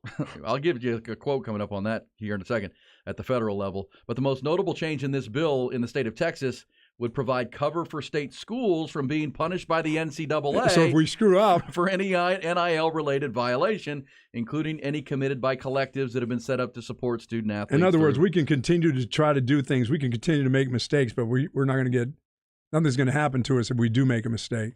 So the NCAA is going to the feds on the statewide level. The schools are going to their state to create protections and rules that are favorable to them. And the NCAA is doing nothing. So these guys will never get together. These presidents, they'll never get together to have a commissioner either. Will form a group that can do all of these kind of things and get paid for it. The U.S. Senate would tell them that in these hearings? Y'all? Oh, no, we're not doing this for you. Y'all they're going to say, yeah, we'll take that power. We like that power. Give it to us. If you watch some of these witnesses yesterday, these panelists that were being questioned, the questions from our underinformed and ill-informed lawmakers. That doesn't mean they won't take on the challenge, though. They don't know crap. I mean, the questions they're asking don't even pertain to what they're talking about. I mean, they're superficial or irrelevant at best. Like they don't even know anything about what's going on. I think if you give them the opportunity, they'll take it, though. I know. I said we would all hope yes, that our elected leaders would say, "Hey, NCAA, shove it. No. We got other things to deal with here. Take this back. You guys figure this out. We want it all. It's a billion-dollar enterprise, and you guys have screwed it up to this point. You guys take care of yourselves." No, it's a mess. I mean, it's a mess because now it was Wild Wild West when it first opened, and the NCAA didn't have any plan to handle it, and that's why we are where we are. And now, the schools are going to the states, and the NCAA is going to the feds and to the U.S. Congress trying to get this thing, get some control. Yeah, once you find out who's in all these different divisions and who's leaving Pac-12 and all this, get together and say, we need a commissioner with a real live committee to tell us what we can do in NIL and not. And we need as a group. Your leaders at the NCAA are urging the U.S. Congress to help with that. No, don't give them the authority to do it, because they'll say, I think we can do it. And you know what it'll end up being. Where's the less government crowd when you need them? Good Lord. You keep saying the words billions and billions of dollars. Okay, we'll get involved then. Give us an opportunity. We'll show you how to do it. Oh, man. All right, genie's out of the bottle, toothpaste out of the tube, and they don't know what to do about it. No. And they're passing the buck on this deal. And that's, par for the course, I guess. We'll come back. When we do, we'll pick up the other NFL news being made at the owners' meetings. Also, Texas baseball getting ready to fire it up in the Big 12 tournament. Ty will take us through the hot or not topics. It's B&E on the Horn.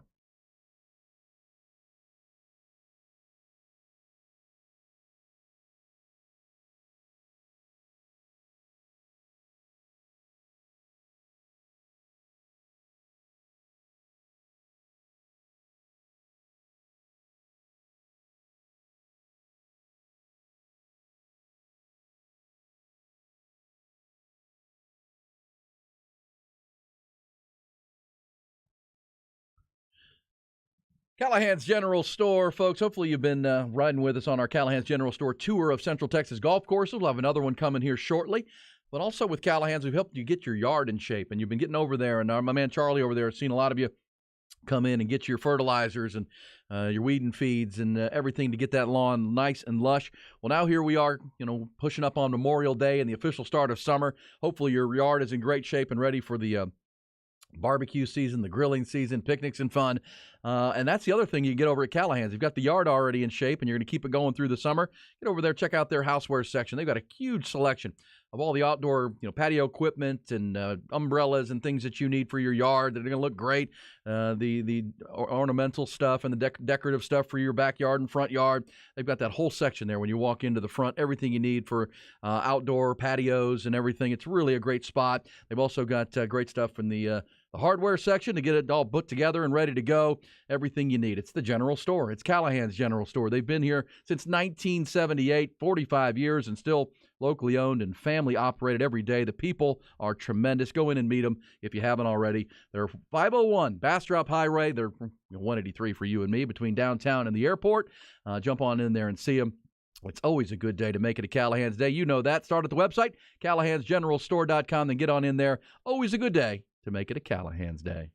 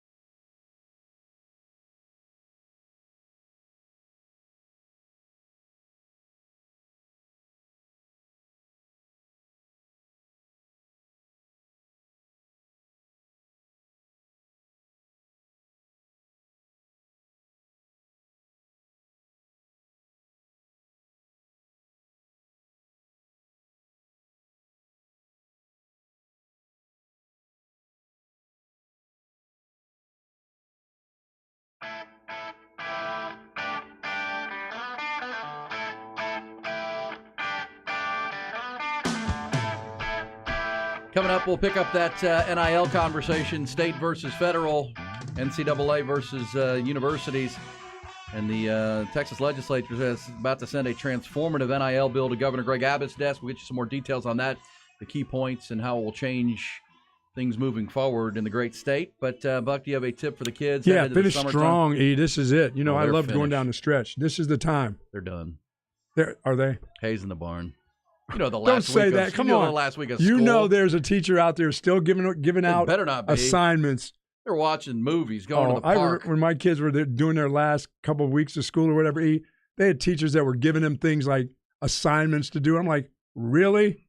Yeah, they're not doing that. The strong finish was previous finals. Oh, This no. is when you're getting assigned the book report.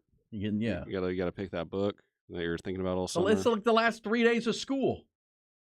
No book reports. Teach on. No, what are you talking about? For the next year. Teach on, well, E. You know, you can give like a summer reading list recommendation kind of thing.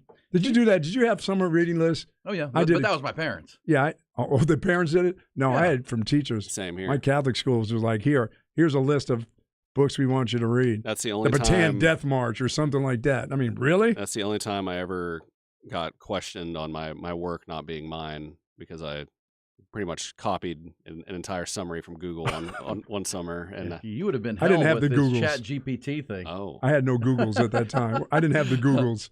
was a morning of study last minute guy.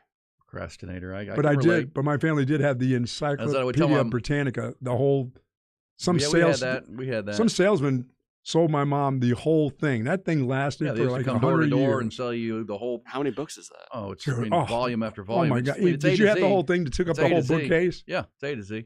And you have to open it up, Ty, and look up any topic you like. I know what an encyclopedia is. Oh, I forget. That's the your only way age we could work sometimes. off of the old not- Encyclopedia That's Britannica. It's interesting because I love to read, but mostly I read like I love to read my Sports Illustrated. I'd get it and Yes. I'd read it cover to cover, and I'd And read I- sports magazines. And mine and is I'd my read, Sears and Roebuck catalog. can't read that. Oh, I wasn't reading But my mother and my brother that, and my that dad, one section with the ladies. they're like voracious readers. They read like big old volume books and stuff. But yeah, we had a summer reading list typically, which was Oh good. man, Catcher All in the Rye. Um, Kidding me? oh, That was a summer book one year. you was know, one of just got to mine. keep the brain, got to keep the mind sharp. Waiting for Godot, something to do with Death of a Salesman. I mean, I had to read all these different ones for Death of a Mockingbird. Is No. that Death what of a it- Mockingbird. That's To Kill a Mockingbird. To Kill a Mockingbird. Death of a Mockingbird. That's a new Going one. down. Kill a That's good. I like Mockingbird. that better. I like the sound of that. Yeah. Okay, so That- we'll That's a lighten great the one. mood coming up with Hot or Not with Ty. Also, as we said, 1 hour from now we'll be talking to Texas head baseball coach David Pierce. Obviously, we normally talk to Coach P on a Thursday, but they'll be playing hopefully on Thursday. yeah, I hear my wife cussing at me now. Sorry, honey. We will. It's an accident. Yeah, Bucky, if you missed the start of the show, grabbed his phone on his way out the door and his wife's. Yeah, she's got the big block thing. It's got the little yellow thing just like mine, but hers is massive. So you have her phone. She's woken up and she's like, "Where's my phone?" Oh no, she's listening right now and cussing into the radio right now. She can't She even will- text you to yell at you. Well, she can email me to my phone, but she hasn't done that yet. She will. It's coming. There's a Yeah. lot coming for me, believe me. Well, coming for NIL in the state of Texas. Now, here is the interesting part of this House bill that has passed the Texas Senate. We just told you about talking about the NCAA going to the federal level to try to get some oversight nationally. Meanwhile, states are pushing new rules and new bills through. And the one that's going through in the state of Texas, Buck, to me, what I find really intriguing is it's going to allow donors. So we know, like Texas has the Texas One Fund, right? Yep. The Aggies have their 12th man plus one or whatever it's called, 12th man deal. They're all over the state. Every school has one, and they're they are the clearinghouse essentially for NIL if a donor wants to donate. Well, this bill will make it legal and allow donors to receive points like tickets and parking and donate for donations earmarked in NIL. Like this is what the Longhorn Foundation does, right? When you donate to the Longhorn Right. Foundation, you get better tickets, access to better tickets, Texas OU game, Parking. all the things that come with the more you donate, the more points you acquire, the better you do. Well, now this bill will allow that same model to be used for the NIL collectives, and that is That's a big change because that wasn't allowed previously. It was against the law. Now it's not going to be, and so the donors can now. It's in their best interest to not just donate to the Longhorn Foundation. It's also in their best interest to donate to NIL and specifically target dollars for the NIL to be distributed to student athletes. That's a big change. And that, by my read, that will only be in Texas. I mean, that law in Texas will be different than the law in other states, which, of course, Texas competes against teams from all over, not just Texas. A majority are here, but or a large number are in this great state. But, and according to this, Jeremy Crabtree writes it this way. The Texas legislature is set to send a transformative NIL bill to Governor Greg Abbott's desk. National experts believe the Lone Star State's move could signal a tipping point for NIL on the state level. Yes. So again, but the biggest thing I see is that it can be just like the Longhorn Foundation, that perks come from the more you give. Correct. To the NIL. Which again, we've talked to folks with Texas One Fund. Our buddy Nick Shuley will be in here tomorrow. He works with the Clark Field Collective, which is still a collective. But Texas One Fund, is a different animal. And the ability, and the one thing Nick has told us, we talked to Wheels, right, from the Texas One Fund and the guys that run that. The numbers are not as great as you would think, even at Texas. I mean, they've got one big donor out of Houston that's really carrying a lot of the weight with the NIL deals that they've done so far. But that money runs out, and what they would like to have is a sustaining group of large group of Sure. UT donors, whether they're giving $20 a month or $200 a month or more to fill up the coffers to be able to commit to this constant stream of NIL deals that are coming in. And of course, it's a 501c3, so they get the student athletes involved in charities and use them in that way, and it becomes a tax situation as well. So this is moving forward. Obviously, as we said, President Jay Hartzell, the leaders at Texas A&M were instrumental in working the halls of the Texas State Senate to get this thing pushed through and kind of written the way it's going to be favorable, I think is a good way to put that. But again, Texas's rules will be different than Louisiana's rules and Arkansas's rules. And, this is why the NCAA, some would say correctly, arguing to the U.S. Senate, the United States government, that, hey, we need one rule for everybody. We need a blanket. We can't be doing this state by state because we compete across state lines in these sports, and one rule's for one rule for the other. It's safe to say it's a mess. It's like traffic on 35. It's gridlock. So essentially, would it be like you have to register with this federal agency and give your money to them and they disperse it? Would that be how it works? Who? The state agency? No. This will still be running through the Texas One Fund. No, I'm talking about with if they do the bill. Which one? For Texas or for the nation? For the nation that they're trying to pay. Are they trying to say, like, give us your money first so we can regulate it and then we'll disperse it throughout the athletes or whatever? No, they're not saying anything yet. They're not. We go back to what we said with there's two different bills here. This is a state deal in Texas. Oh, okay. And then there's what's happening at the U.S. Congress and U.S. Senate. The NCAA would like the U.S. Senate. They'd like for them to. Correct. Yeah, because with this, yes. But that's the issue, right? Because they don't want all the states having different rules. That's exactly right. Exactly what's going on here. And again, this is all because the NCAA. We've said this over and over again. Wash their hands of it. Well, the NCAA kicked the can down the road year after year after year when this was obviously coming. They allowed it to get to the U.S. Supreme Court, who voted 9-0 that their model was beyond ridiculous. And yes, it led that ruling, the 9-0 ruling in the Supreme Court years ago, led to NIL and it being the Wild Wild West. But the NCAA had done nothing to prepare for it. No, they didn't prepare for it at all. And they just opened the floodgates. As I've always said, the parallel would be you let the water dam up at the dam year after year after year, and instead of letting the water out slowly, you just tore the dam down. I mean, essentially, you just tore the dam down, and now the water, it's rushing and it's flooding everything, and no one knows how to deal with it. And now here we are, 18 months into the NIL, and people don't think it's fair. Well, sure, because there's no rules, there's no oversight, and there's no one to so everyone's just every man for himself, essentially, every person for himself. And so schools are going to the state to make sure the rules are in their favor. And now the NCAA, as we said said earlier this hour, has gone, and a part of the letter sent that outlined what the NCAA would like in a federal college sports bill would be create a regulatory body that can enforce these which rules. they could have done within themselves a long time. They should have done a long time ago. Right. A long time ago. This was obviously coming. It was a freight train that, a wall of water to keep the dam. Now they want somebody else to do the work. And exactly the people you don't want doing it. That's not the ones you want. I mean, come on, you pinheads. What are we doing? I'm just thinking, still, once again, if they can, once they get all this stuff happens with the leagues and who's where and who's going where or whatever. I know that's going to be ever changing. So every year something else will happen or whatever. But talking about the portal? Yeah, not the portal. No, with conferences, who's going where, who's going to be in this for the next 20 years. I mean, can they then come in and say, okay, we can take over, we can have our own committee to do this. We'll go to the presidents. But in different states, down in the South, in the far South, in the deep South, they're not going to want the same as what the NCAA is asking for.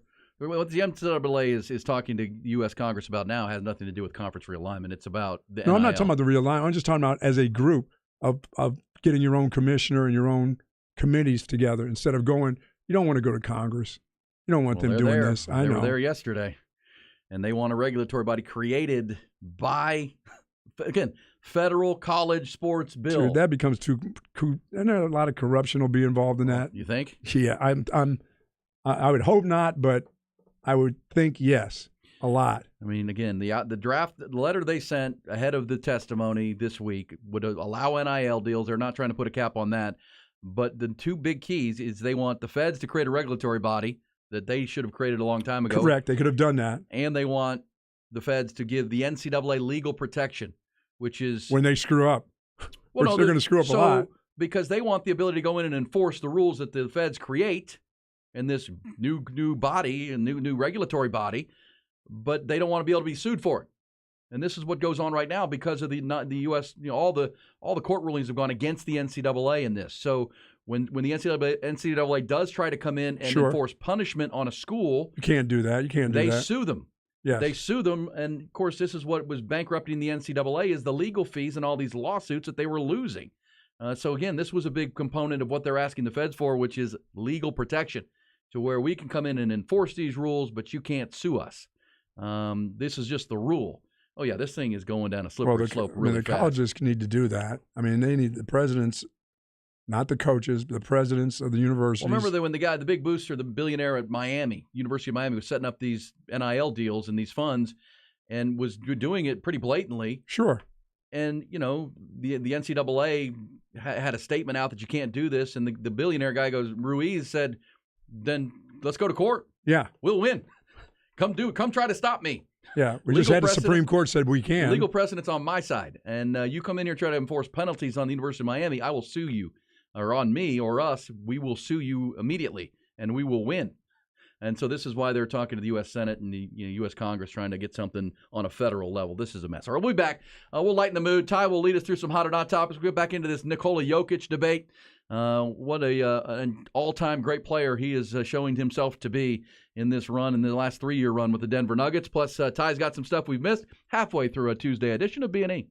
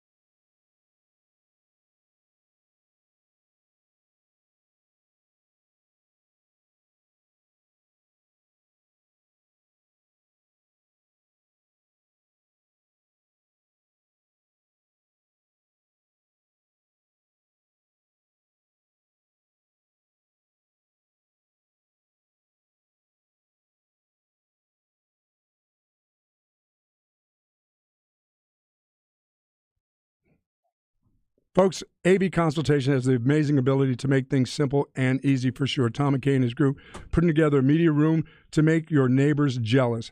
Hire Tom and his staff and watch things come together in a snap for sure. He's been doing this since 1988. Need an indoor or outdoor system, a home theater to rival an actual movie theater? Get with Tom and his staff at Audiovisual Consultation and watch it all happen. It's like magic. Believe me, he waves his magic wand and bam, everything just comes together. And he can do this in a jiffy for you. All you have to do is give him a call today at 512-255-8678. He'll make this happen just for you. AV Consultation. Go to avconsultations.com right now and check out the galleries and see the magic that he can do for you, folks. It's simple, it's easy, and that's our friends Tom McKay and AV Consultations. Once again, 512-255-8678 or avconsultations.com.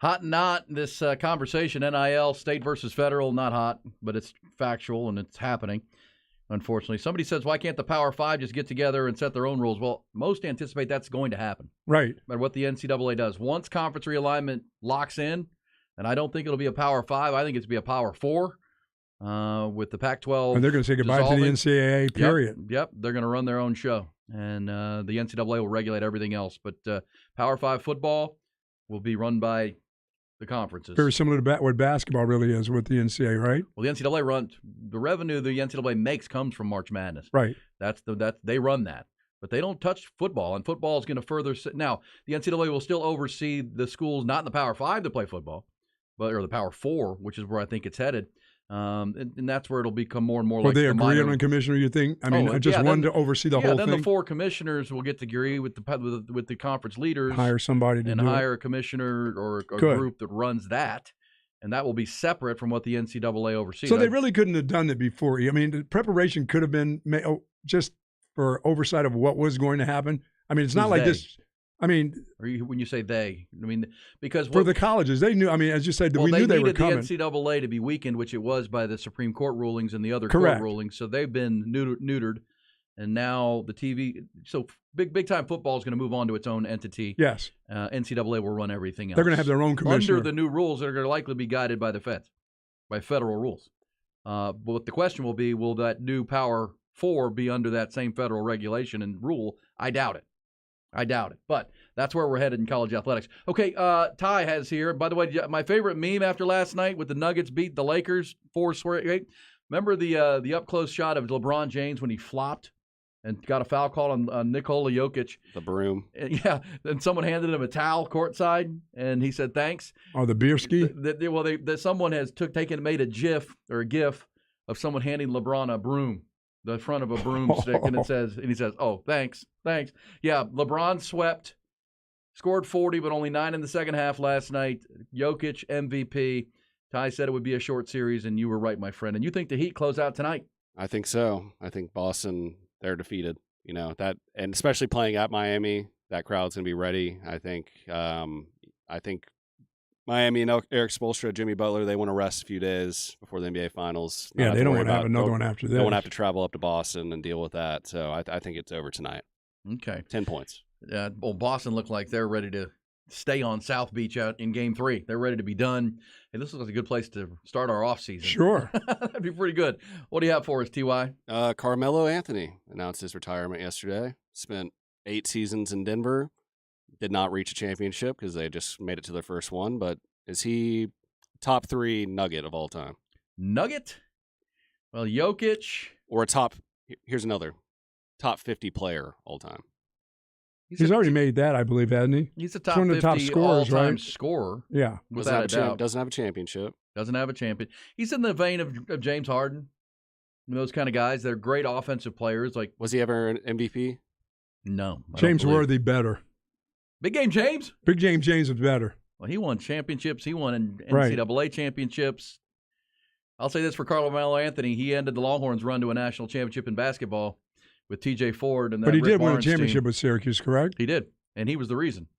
Won several gold medals, too. He did. No, he's a very decorated player, and he was a great international, no doubt. And Team USA. Definitely a top 5. He's no Alex Team English. USA guy. He's no Alex English. But was like, again, was never, he didn't elevate his team. No. He was a great scorer, not good on the defensive end. But, yeah, when he was playing with Jordan and those guys, Team USA, he was really good. Really good. Well, Durant and all them.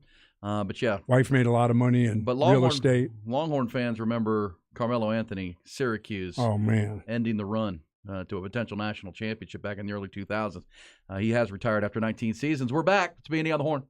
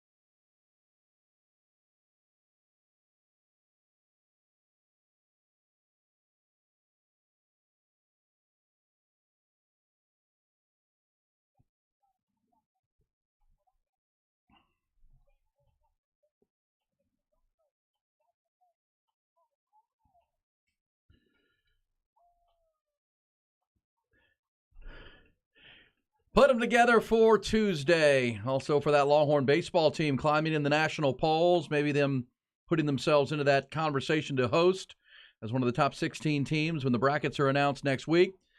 They can work and put more skins on the wall this week at the Big 12 tournament. We'll talk to David Pierce at the bottom of the hour, normally a Thursday conversation with the skipper, but because of their Big 12 conference commitments, the tournament commitments, he will join us today. And we look forward to that conversation in about 30 minutes with Coach Pierce. Also, Salacious Gossip in the Blitz for the end of the hour. A lot of thoughts on Carmelo Anthony to TY's hot or not topic. This is Melo only played in the conference finals once. Most selfish player of all time. Wow.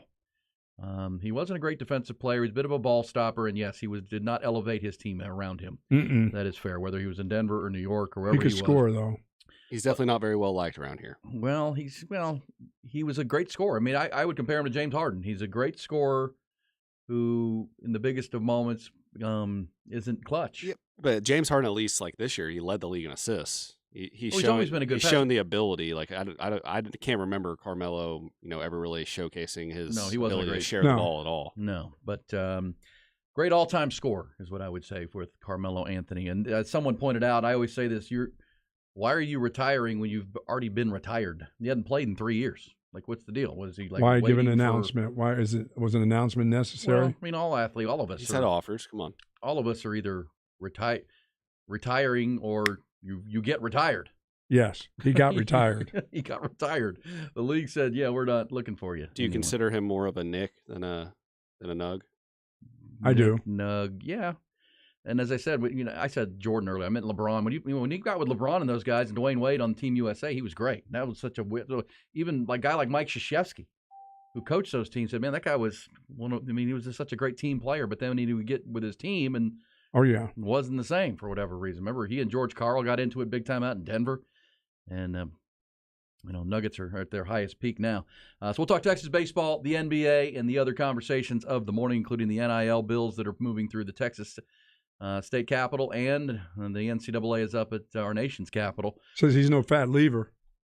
Loved Fat Lever. Loved the 80s Nuggets. Well, I was a Rockets fan, so they met quite a bit. Alex English and Fat Lever. Those are good teams for sure. It says top Nugget players all time: Jokic, English, Issel, Skywalker, Thompson. I think this guy Jamal Murray is going to put himself into that conversation quickly. Too, yeah, I would agree. Pretty short order with what he's doing, because that 1-2 combination, lethal for the Denver Nuggets. With that in mind, let's pick up these headlines, trending topics, and yes, it is over in the Western Conference.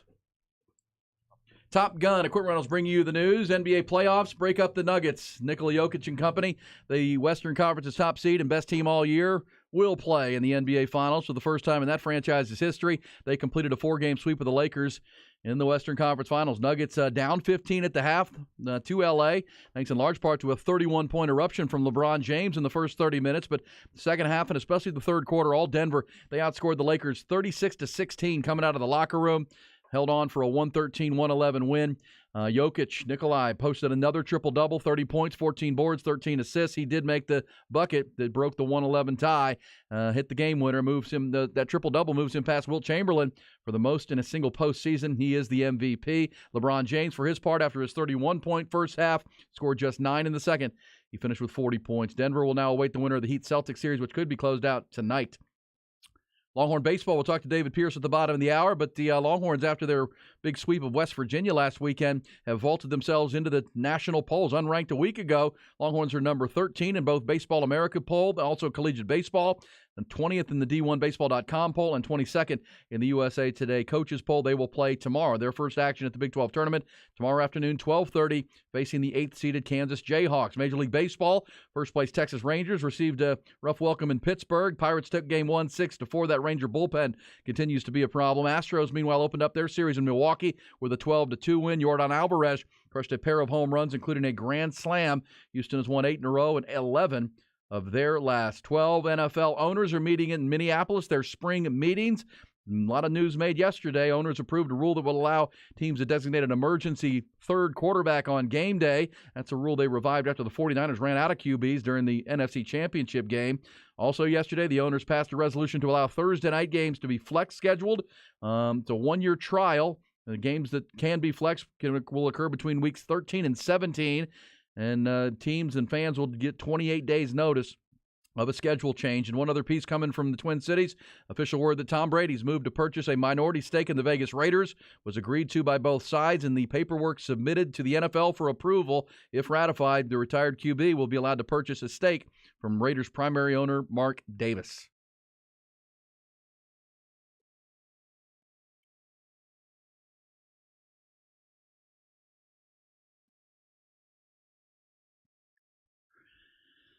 Yeah.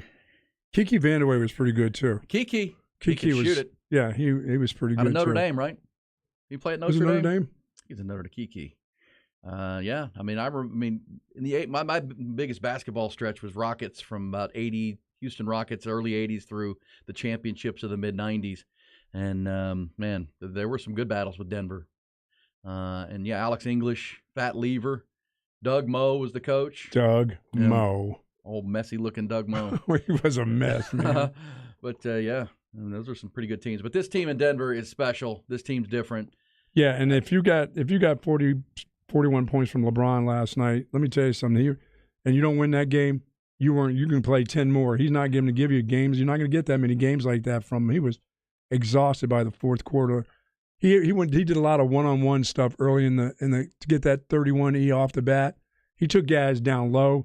I mean, a lot of energy from him in the first half. Yeah, I mean, he's not going to have that in the fourth quarter. So somebody else has to do something, and they didn't last night. Well, look, I mean, because you're not going to get 3 games like that in a 7-game series for him at his age.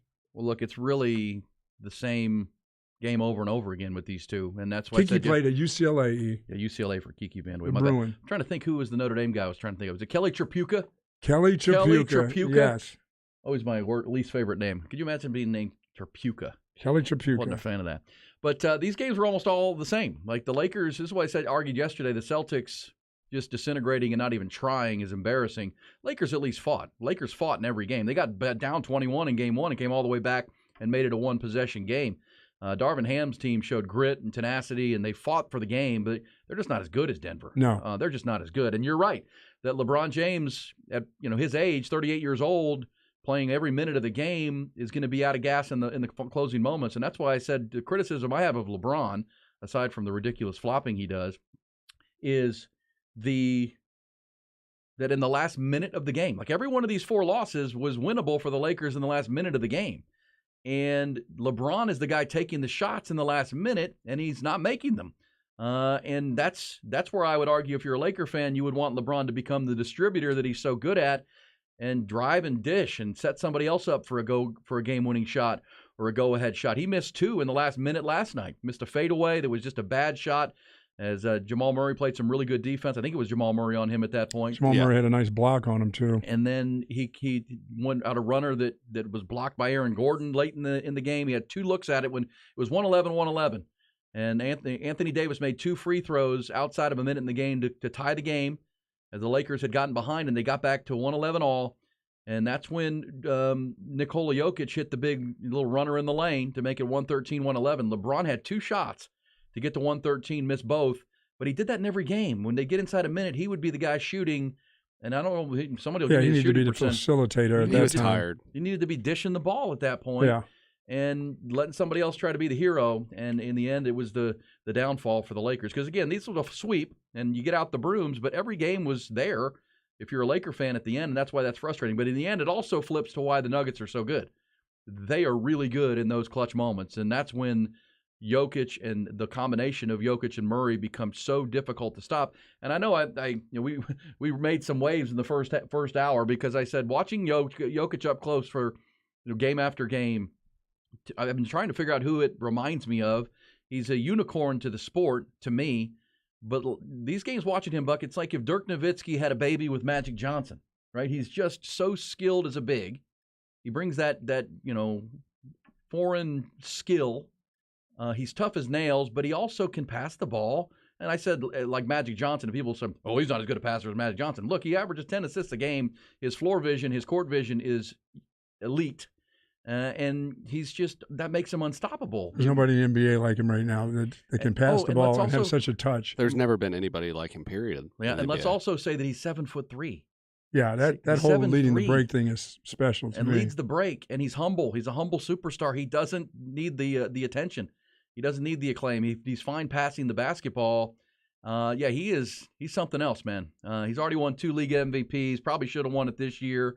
Now he has a chance to win a finals and potentially a finals MVP. Last night, he was the Western Conference Finals MVP, which is named the Magic Johnson Award. And yeah, I think he's on par as a passer, court vision, anticipation with the greats all time. The ability to pass the basketball. And I don't think you underestimate the fact that he's 7'3" and he can see down on everything. I mean, he's got the vision, but there's nobody blocking his vision, you know what I'm saying? And then when he grabs a rebound and goes on the fast break, man, it's something to watch. That dude's unreal. But the point is, these games were all decided in the last minute and a half, and that's when the Nuggets become almost undefensible because Jamal Murray is so clutch and such a great shooter, and Jokic is such a great passer and going to find the open man. Or, as he did last night, if you leave him single team, he's going to take you to the hole and put in the cup. He might be the number one guy in the league that if you tell, hey, I need you to go get a bucket on this possession right now, I'd probably trust him more than anybody else in the league. Yeah, and get the ball into the post to him. Yeah, and I would say it doesn't have to be a three. Just I would say get in the plural, get us a bucket. Get us a bucket. Get Find us somebody a bucket. who's cutting to the Yeah, basket. Right? And That's true. That's what Jokic makes him so special. We need, hey Nikolai, we need a bucket here. Okay, either I'll get it, or I'll set somebody else up to get it. And the supporting cast is now built, and Jamal Murray has fully recovered from the knee, and he is special as a shooter and a scorer.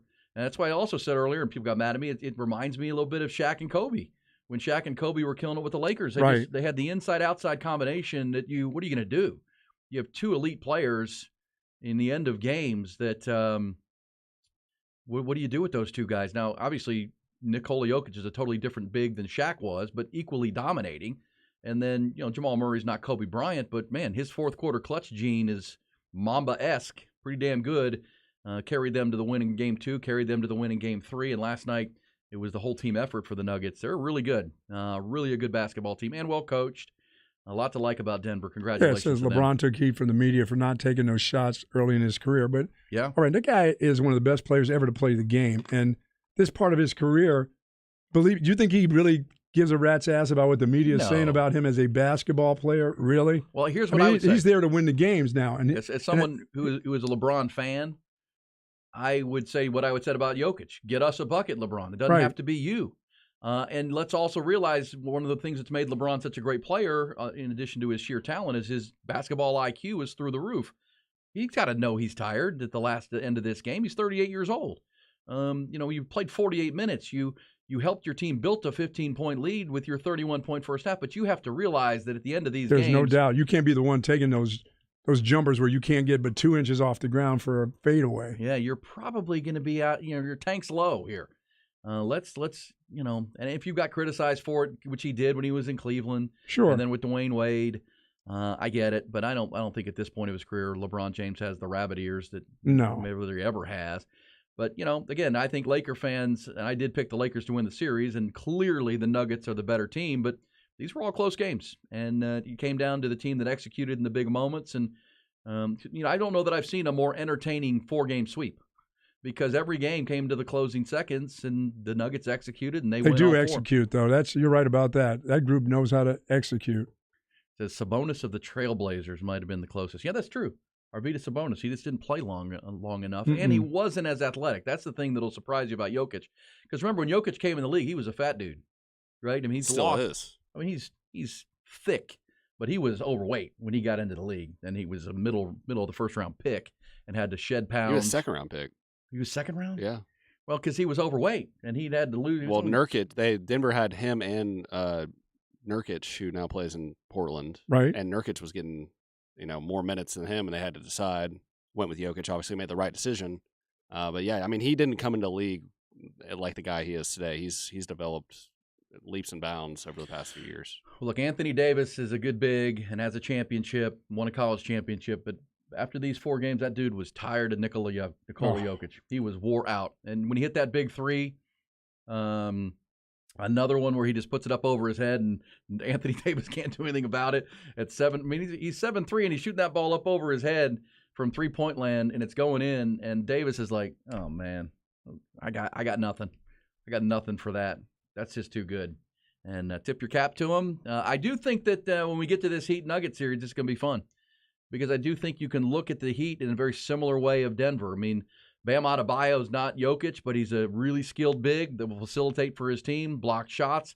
He's probably he is a better rim protector than Nikola There's no Jokic. doubt. And he does have those Larry Bird skills when it comes to passes and touch passes. He has a tendency to disappear, though. I don't like Jokic will not disappear for all 4 quarters. Like if you shut him out in the first half, he will come out in the second half and give you something. But you got to feel like Adebayo, knowing it's the NBA Finals, will show up each time. And if he does, it's him against Jokic, and then you've got Jimmy Butler head-to-head with Jamal Murray, and then the supporting casts are, pretty well built. Can you get the Joker in foul trouble? I mean, is he do pretty well? He was in foul trouble last night. He had 5 fouls. That's right, he did. And That's they were right. going He got those 4 in a hurry, did he? Well, he got back-to-back charges in the fourth. That's right. And then he ran right over LeBron one time. He took a charge. He ran smooth through him. Well, as soon as he got 5, they were running picks on him every time and having LeBron switch on him, and he defended well. He didn't foul him, and they won. And LeBron missed all those shots at the end of the game. We said it going into it, and now I think we've all seen it. I mean, he is the best player in the world. He's the best basketball player playing the game right now. I think that mantle has been belonged to LeBron James at times, Steph Curry. Belonged to Kawhi Leonard there for a short period of time until for 1 year. Until he started to get hurt. Are they your coming favorites off the bus going into the finals? Yes. I think so. Yeah. Oh, yeah. And the one thing that'll get held against the Nuggy Nugs will be that so far they've beaten. The Lakers are a 7 seed. The Celtics are going to be an 8 seed, and they're not beating the elite. But at the same time, you play who's in front of you.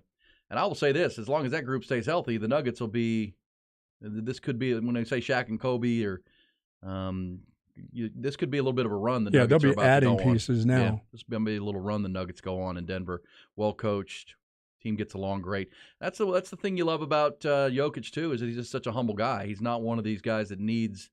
He's not going to become a problem, right? He's not going to become an off-court guy that look at me. Yeah, his brothers might. His brothers are known for getting in some altercations. They like to brawl? Oh, yeah. And LeBron's liable to retire after this year. He's liable to all that playing with his son and all that other crap. He's not going to retire. He's going to look and go, you know what? He's going to view those fourth quarter tapes and go, There's no way LeBron doesn't do like a farewell tour where he makes the entire year about him retiring. Could be. There's no way. And deservedly so. Comes the LeBron fan untie. Yeah, he won't retire. He just averaged 29 points a game. I mean, he just scored a 40-point game in the playoffs. I don't think he's done, and he'll retire on his own terms, I think is the way I'd put it. And I think he can help a team still. So I think LeBron James will be back. But I think he does have to understand, I don't need to be taking the last shots here in the last minute of these games. Because I know he kept trying to prove he could do it in this series. Yeah, or did he ever try to prove it? Well, he went over. He went over in the ability. Because remember, he took. But that was a pretty good show by him, I thought, last night. Watching him 1-on-1. He gets any bit of help, they win. Yeah, any bit. Yeah, and Anthony Davis had an okay game in the second half, and it didn't matter who was on him. He was getting taken to the hoop, or he's going to get bagged down. That's the thing for LeBron and his future. It takes a lot of energy to do that. If he can have a roster around him that could allow him to sit down for 5 or 10 minutes in a basketball game and get a blow, he's still. I mean, he's going to be 39 years next. 39. I think he plays till he's 40. Now, whether it's in LA or not, I don't know. Now they owe him $47 million this coming year. They owe him $50 million on an option the following year. So he's owed almost $100 million over the next 2 seasons. I wouldn't think. I expect he plays. Yeah. 100 million reasons. That's 100. Yeah, that's. I'm in if I'm LeBron James. We'll be back when we do. We're in with David Pierce. Longhorns knew what they had to do to get where they are right now, and they did it. They swept the West Virginia Mountaineers 29-9 the finals. We'll talk with Coach about what went right and when this team flipped that switch, and can they keep it rolling? They're a dangerous team right now headed into the postseason. We'll talk to Coach P next.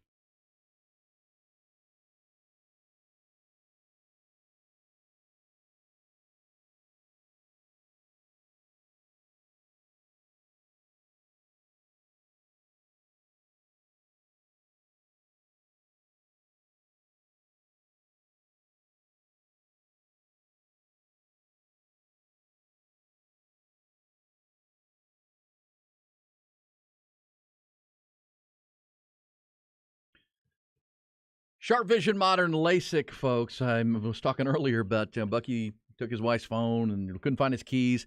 We all have our morning checklist where you got to take this, make sure you load up your phone and your computer, get everything you need, your keys and your wallet. I used to have to find my helper glasses. I mentioned this story earlier that I used to have to get those helper glasses and make sure I had a pair, maybe two, to be able to function for the day. So happy that I wake up liberated each day now with the great vision from Sharp Vision Modern LASIK through the procedure that I had now 4 years ago now is when I had that procedure. But still every morning, don't need the glasses anymore. Don't need to find them. Don't need to store a pair in my car to make sure. It's just clear, hassle-free vision. And you can have that too at Sharp Vision. Talk to Dr. Nicholas Lancaster and his team by calling and setting up that free appointment. It's a free eye test. Find out what's going on with you. And we tell you 9 out of 10 people who have that test discover that there is a procedure that can help them. 9 out of 10, that's a big number. And then the procedures themselves start as low as $495 per eye. They've got guaranteed financing. They're up to 2 years. They're also going to help you get it there. That FSA rollover money can help out a lot too. And they're the best of the best, 3 years running by the Statesman voters at Sharp Vision Modern LASIK. 596-2020. That's 512-596-2020. Or online. Book an appointment there at sharp-vision.com. It's sharp with an E, -vision.com. Sharp Vision Modern LASIK, the official LASIK provider of Austin FC.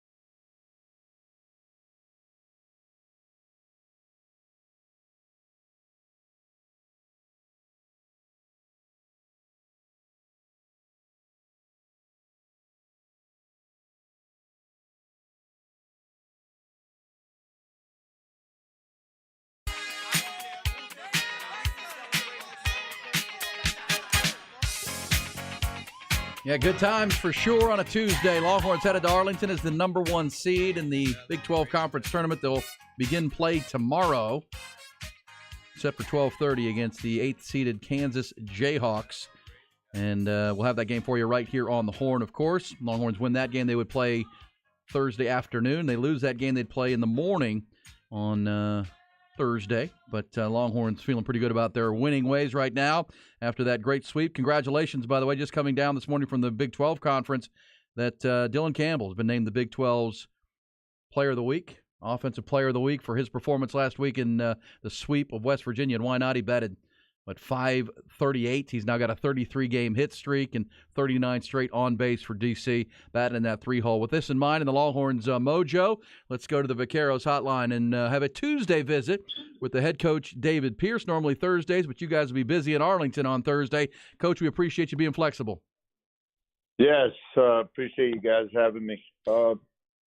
Yeah, I hear your intro and talking about DC and well deserved, but he's been just so consistent all year and in so many ways. He's just such a package of a great outfielder that can throw, he runs balls down and just steals bags. And then most of those types of guys don't hit with power, and he does that as well. But man, he's just been tremendous around this young group and new group, and it's been fun to just watch his development and then those guys around him. Yeah, you talked about him a lot last year in our visits, kind of coming on as the year went on. He played in the shadow of Melendez and Staley and those guys who had such great years, but you could just see the athleticism, the total package kind of player that he was. And now this year, all year long, despite a slow start with the batting average, we've seen him not as good all-around player as you're going to find.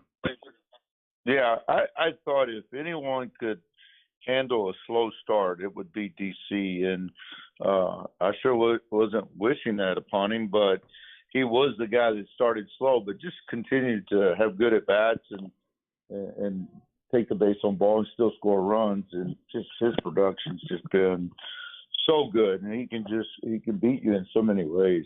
Yeah, with his defense, as you mentioned, the outfield assist, throwing guys out at the plate, and those weren't just outs, but big outs in big games, big moments of ball games, and the speed is there too, batting in that 3-hole. Hey, Coach, the team itself, I mean, we can go up and down the lineup. I think, Jared Thomas and Peyton Powell, I think I had them at 21 for 41 over the weekend, batted 500 at the top of the order, just constantly putting pressure on the West Virginia pitching staff. But I have to just think as a coach, I mean, what you saw this weekend was just the culmination, a lot of hard work and all of it coming together and playing in all phases. But I heard several of your guys after the game on Saturday when you clinched it and raising the trophy, talking about the game, the between the doubleheader of the San Jose State game back on the 12th, when you lost the first game, and Garrett Gilmet, I heard him say it just didn't sit right with us, and it sounded like the players kind of galvanized around putting an edge on, a chip on their shoulder, and since that game, you guys have outscored your opponents 71 to I think 15 or 18 is the score. It's just been a dominant team. What do you think happened, or what did happen behind the scenes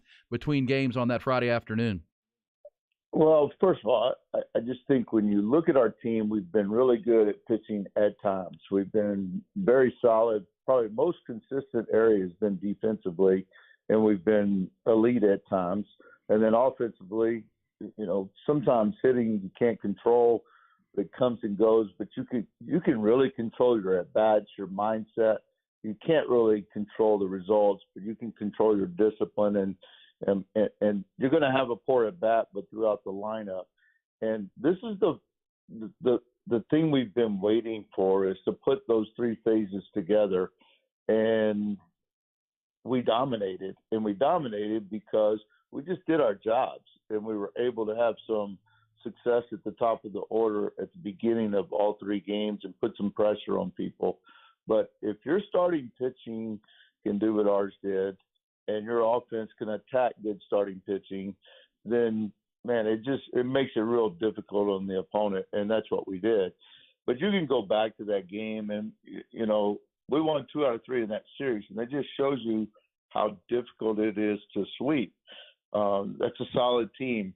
They find a way to beat us on Friday afternoon, and kind of late, 8th inning, we give it up, and G is right. That was the best look of our team after getting beat than I've seen them all year. And I knew that was a good sign, even though, you never want to lose a ball game to learn a lesson, but we still learn from losses. But we learned a lot about ourselves, that we have more in us mentally. And I think just the laser focus that we saw this weekend is now the new standard for this group. And it's always what you're looking for, but the group has to feel that. The team has to recognize that in the clubhouse. And, coaches can talk about it, and we can do things that help them get through it, or, maybe it's not what they want to hear or see from us. But when they get the feeling of that feeling they had after that ball game, then you're in the right direction, and that's what I saw.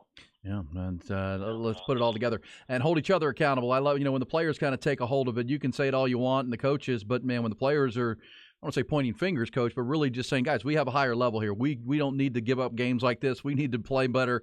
And I love how you say that it all came together, because I go back to even, and I don't want to remind you that Oklahoma series a month ago, but it's really where it all flipped. You're going to remind me. Well, I mean, because I know fans, because we see the text messages and the calls that we get, and the fans will point to the pitching in that series against Oklahoma and all the hit batters and walks, but the offense could be more aggressive. The offense can take better at bats, and then, like you did against West Virginia, West Virginia can really run as a team and steal bags and steal bases.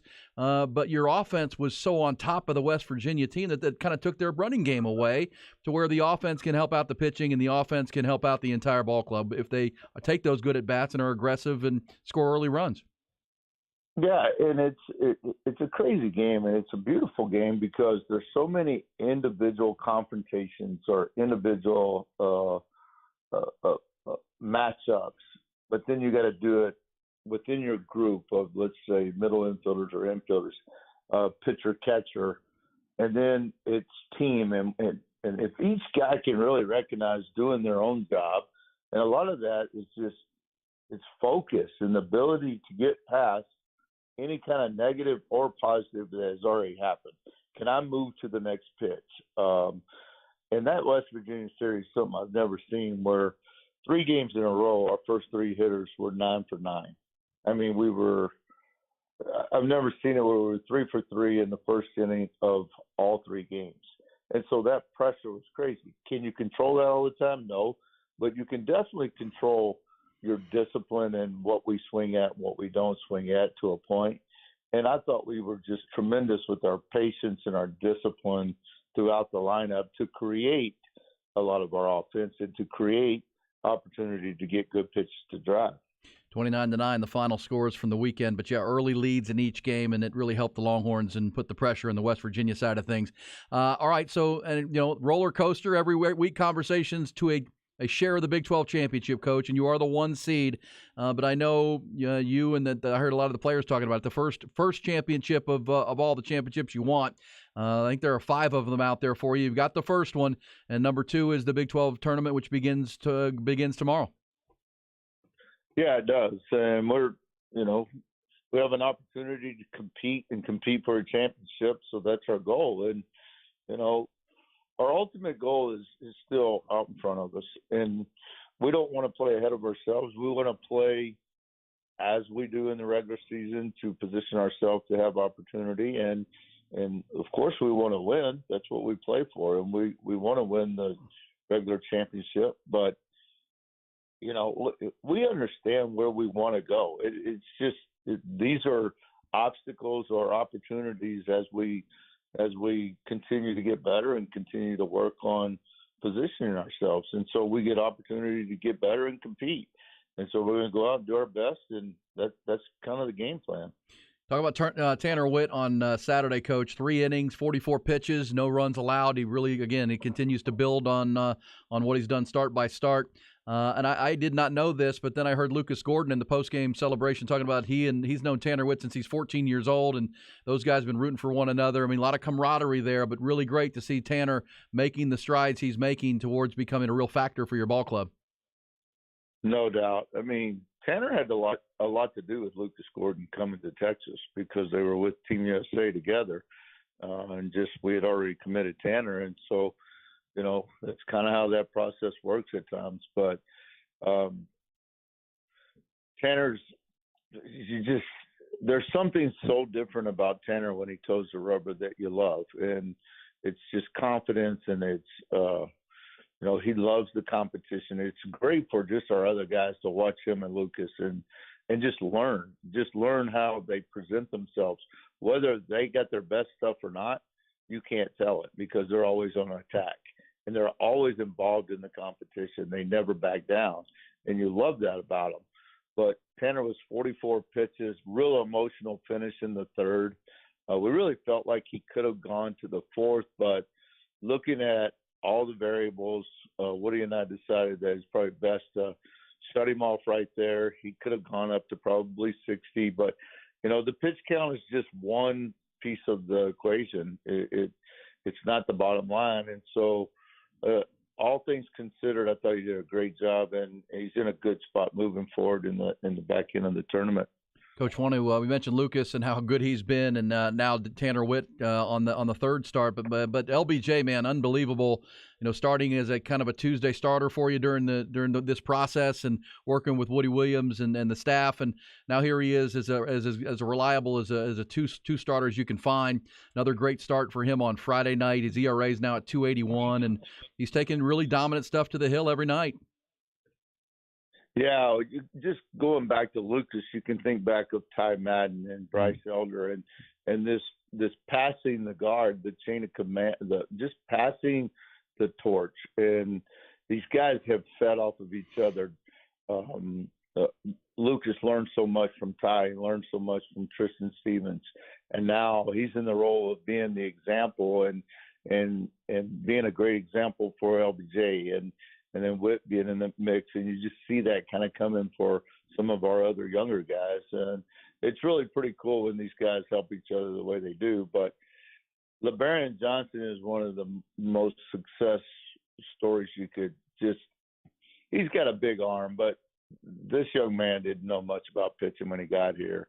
But he knows a whole lot about working hard and paying attention and listening and trying to repeat what he's taught. And he's got a pitch right now. It's a down angle fastball that a slider feeds off of that.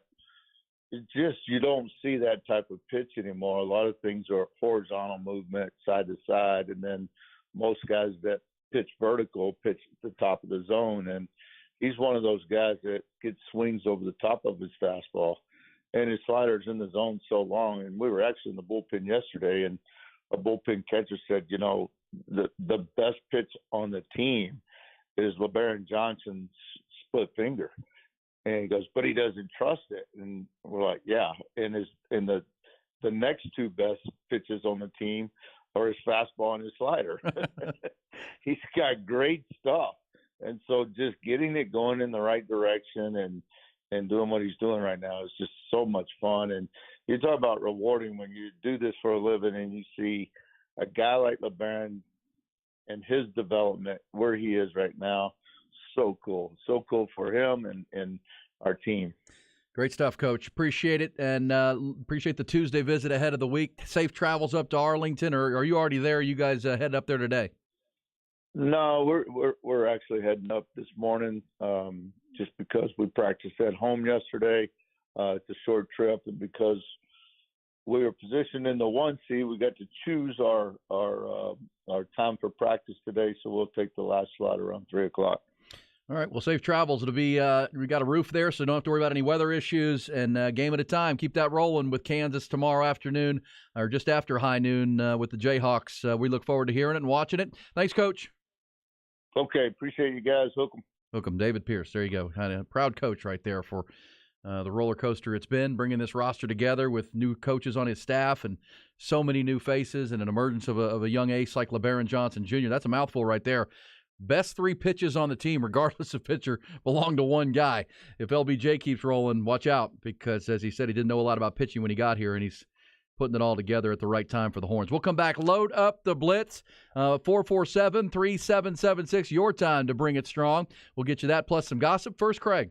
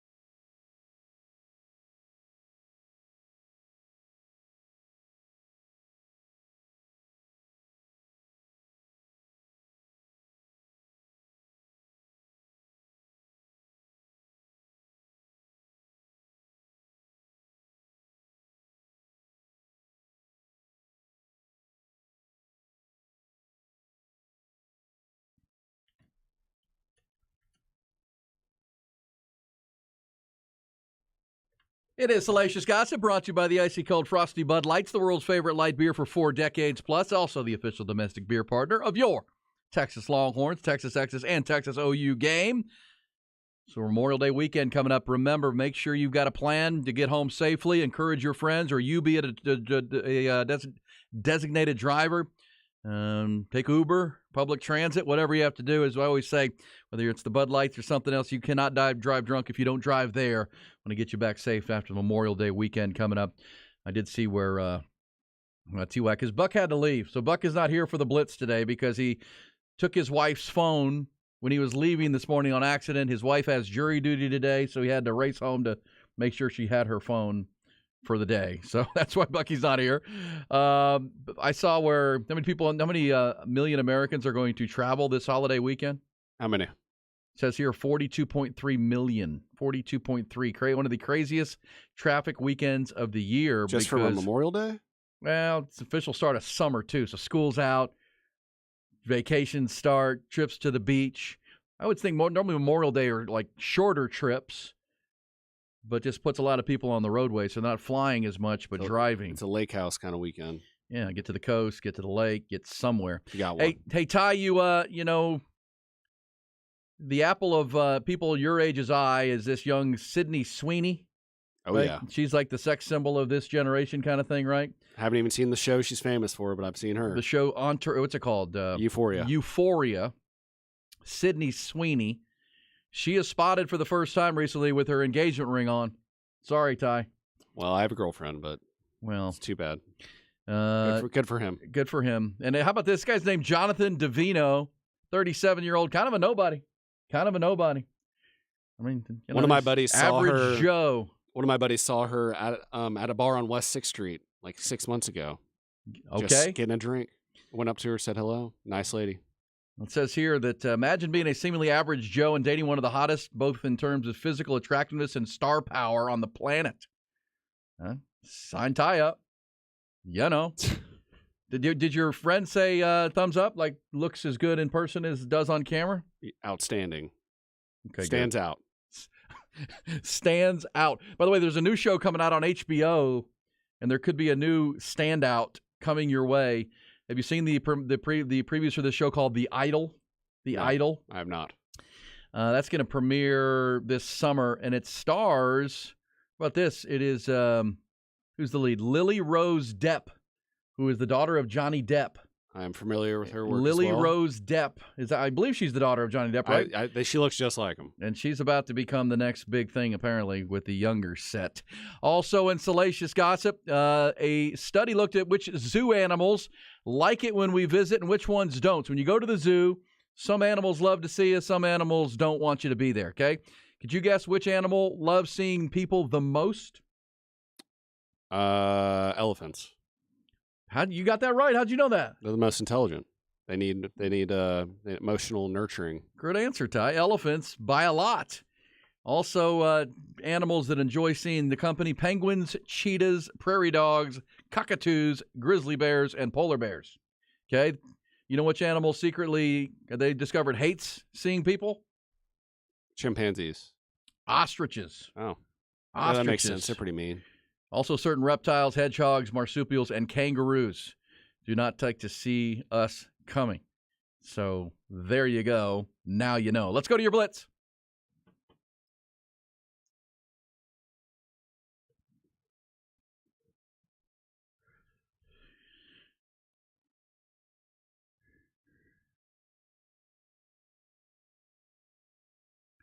All right, first Blitzer on a Tuesday. You're up. Hey, LeBron James, nothing but the California chump. But there's one thing I can't figure out. When you and your donkey do the rocket show, hey, which one of you wear the lipstick? Next Blitzer, you're up. Hello, Blitzer. Hello. Hello, sir. People, I will break my 3-year hiatus of watching the NBA and apply my 1.5-year experience of working with the Dallas Mavericks to tell you whether Jokic is an NBA passer or not. Keep in mind, I have seen Pete Maravich pass. Okay, well, hey, give us your report after you watch the finals with Denver included. Next Blitzer, you're up. Hey, Blitzer. All you youngins led astray by old Buckwheat mentioning LeBron with you-know-who. Come on, man. Well, there's one GOAT, and LeBron's one of the greatest. Next, Blitzer, you're up. Lakers went from playing game all the way to Western Conference Finals. I'm proud of my Lakers. Yeah, I think it was a good year, all in all, for the Lakers from where they were to where they got to. Next, Blitzer, you're up. Yeah, this is Cam Newton. Yeah, hey, the Buck's wife doesn't need a phone. She just needs a pair of pumps, a dishwasher, a spatula. Don't say that. Next, Blitzer, you're up.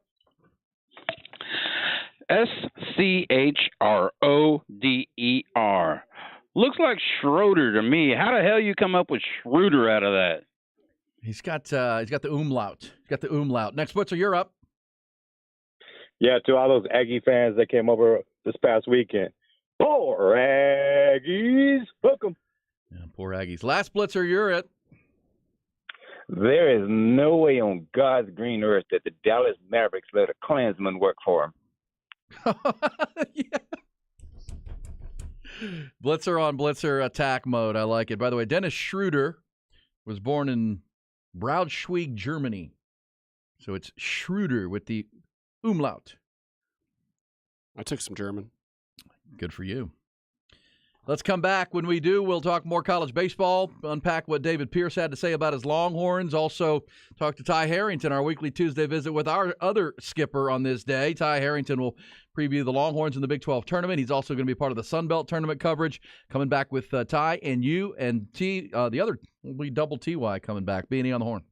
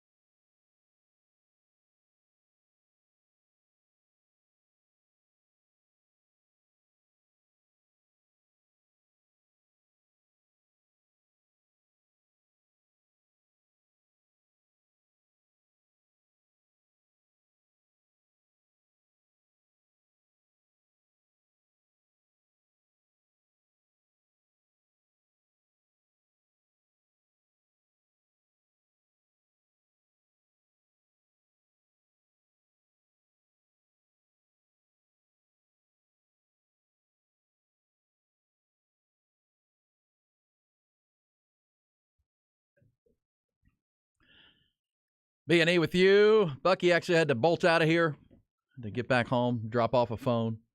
Had an appointment as well. So we'll get you home. Talk to Ty Harrington coming up. Ty Henderson is here through the glass, but Ty Harrington will talk college baseball. His thoughts on his Longhorns sweep. It's interesting when we talked to Ty. He was the coach at Texas State for 20 years, helped build that program into where they are today with Steve Trout at the helm. And, of course, a lifetime Longhorn, though. Played and coached at Texas. College World Series appearances. And so a lifetime Longhorn who also can get us the Texas State stuff. And he's covering the Sun Belt Conference here coming up, which is exciting, as it's the best time of year in college baseball. Tournament time is here. As you heard Coach David Pierce talk about being proud of his team for really coming together at the right time through all of the ups and downs and trials and tribulations of a long season. It's what it's all about, to be playing your best at this time of year, because school's out. Not playing school anymore, Ty. You had a class, write a paper. You're just going to the yard and playing baseball and focusing on baseball. And it's something the Longhorns have done very, very well here down the stretch.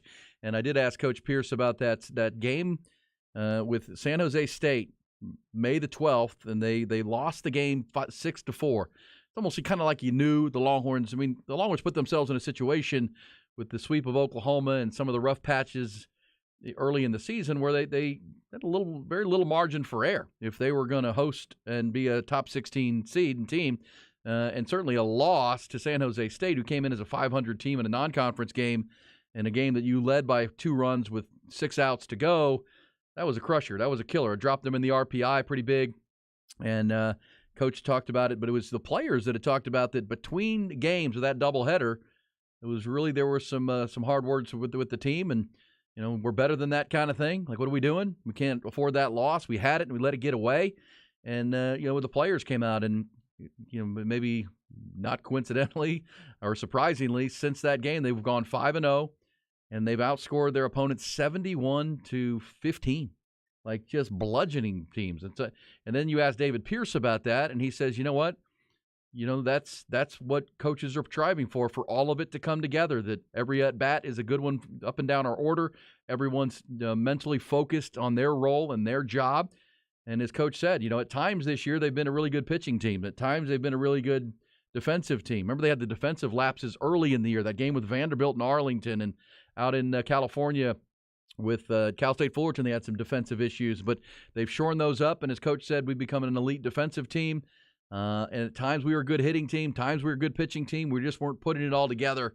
And at the most important time this past weekend, they put it all together and blitzkrieged right through the West Virginia Mountaineers to the top spot of the Big 12. And now moving forward, if they can keep that mental focus, keep that mental edge, and the emerging health of Tanner Witt, the emerging dominance of LeBaron Johnson Jr., the continued great pitching from Lucas Gordon, kind of sorting out some roles in the bullpen, this becomes a team, whether they're playing in Austin next weekend or wherever, that no one really wants to play right now in college baseball, because they can beat you 1-9 in their lineup. They can beat you on the mound, and they can beat you on the defensive side of the ball as well. Really a complete team, and that's credit to Coach Pierce and his staff for navigating to this point. Lucas Gordon, by the way, will start the game tomorrow. I actually texted Coach and the folks at UT because I forgot to ask Coach that question, because sometimes you'll change up your rotation knowing you're starting on Wednesday and you're playing an 8 seed, and maybe you're going to flip things around. But Lucas Gordon will start Wednesday afternoon, tomorrow afternoon's game, 12:30 against Kansas. They'll keep the normal rotation going into the Big 12 tournament. No changes expected for the Longhorns. With that in mind, let's go to the Vaqueros Cafe and Cantina Hotline. Talk a little more college baseball, because why the hell not? It's that time of year. Our friend Ty Harrington, who will be doing color commentary on the Sun Belt Conference tournament, and he joins us here on the hotline. What's up, Ty? Gentlemen, how are you guys this morning? Doing good. Where is the Sun Belt tournament held? I need to be reminded. All right. So for me, it's 2 different places. I'm in New Orleans, where the conference office is. And so we'll be doing the games from a studio. Once back in COVID, they built the studio here in New Orleans where the Sun Belt Conference offices are. So we'll be here.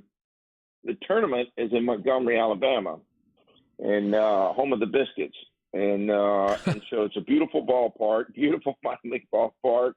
And so kind of spread out 2 different places, but really get pulled into a studio where it may be one of the all-time greatest man caves, and where there's tons of screens, and obviously it's always a little bit more fun if you can hear it, taste it, smell it, and see it. Particularly for a guy like me, I like to watch so many things in between innings, the coaches, umpire, just little things like that take place, and sign giving. But in order to get all these in and to do it like this, it's the way of the future, I think, sometimes, and doing broadcasts and TV sometimes. And so it'll be fun, and work with a guy named Matt Stewart, who's very common in the eastern part of the country with the SEC, and does great work. And so we worked together last year doing this, and so it'll be 14 games in about 6 days. Nice. And so a lot of baseball, but it's going to be a lot of fun. Certainly is. And before we get to these Longhorns and what you saw this past weekend and what they can carry into the tournaments beyond, what does Texas State need to do if they're going to make the field of 64 in a couple weeks or in a week or so? I think now they got to go out and win the tournament. For sure get the championship, but I think, just to put it all to rest, I think, take any drama out, they've got to go win the tournament.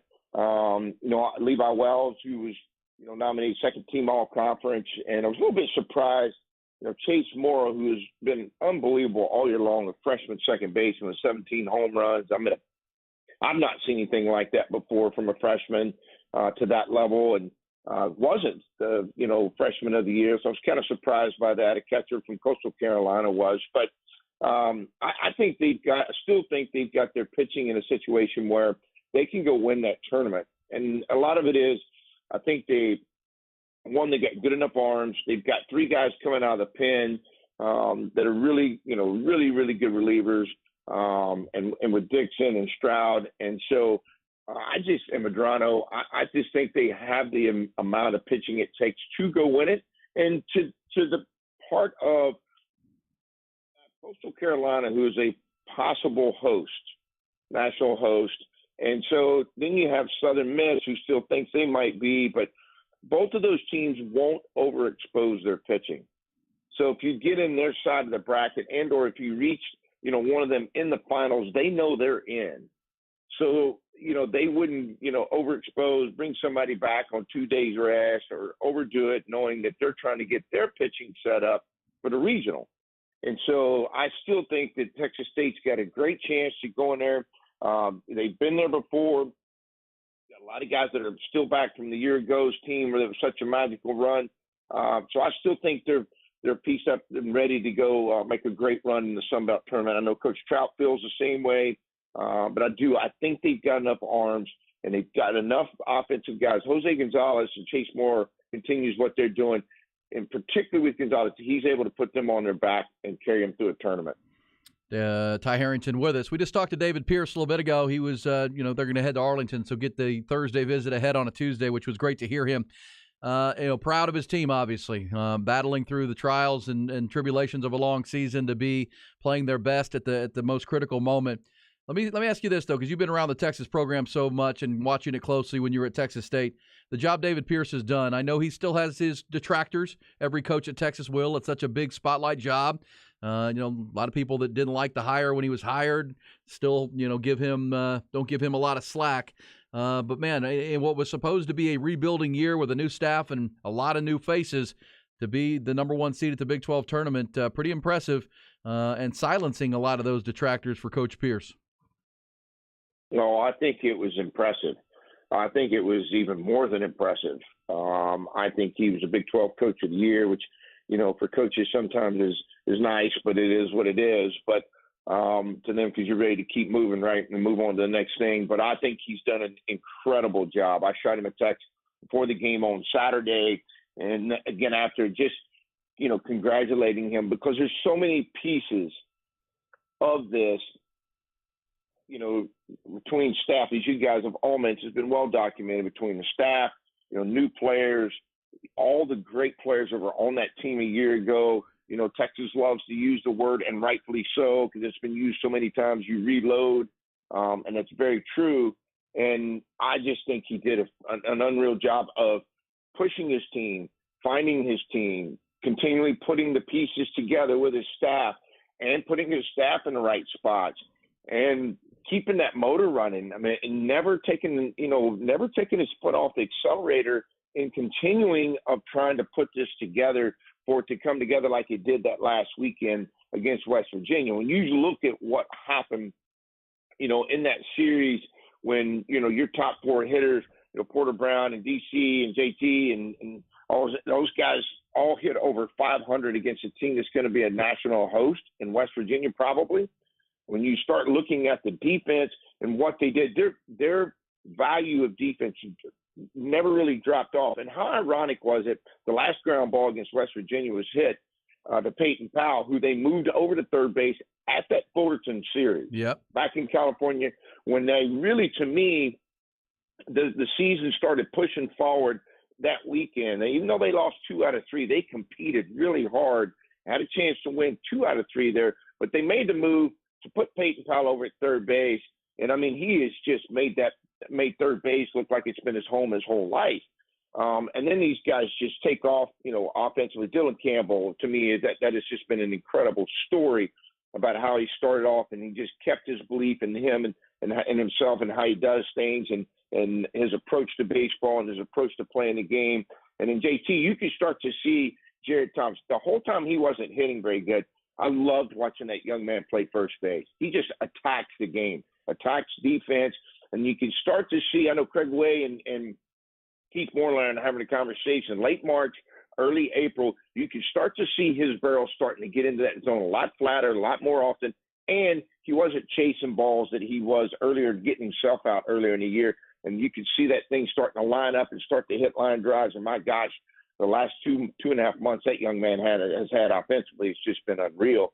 And now you start to see the pitching really.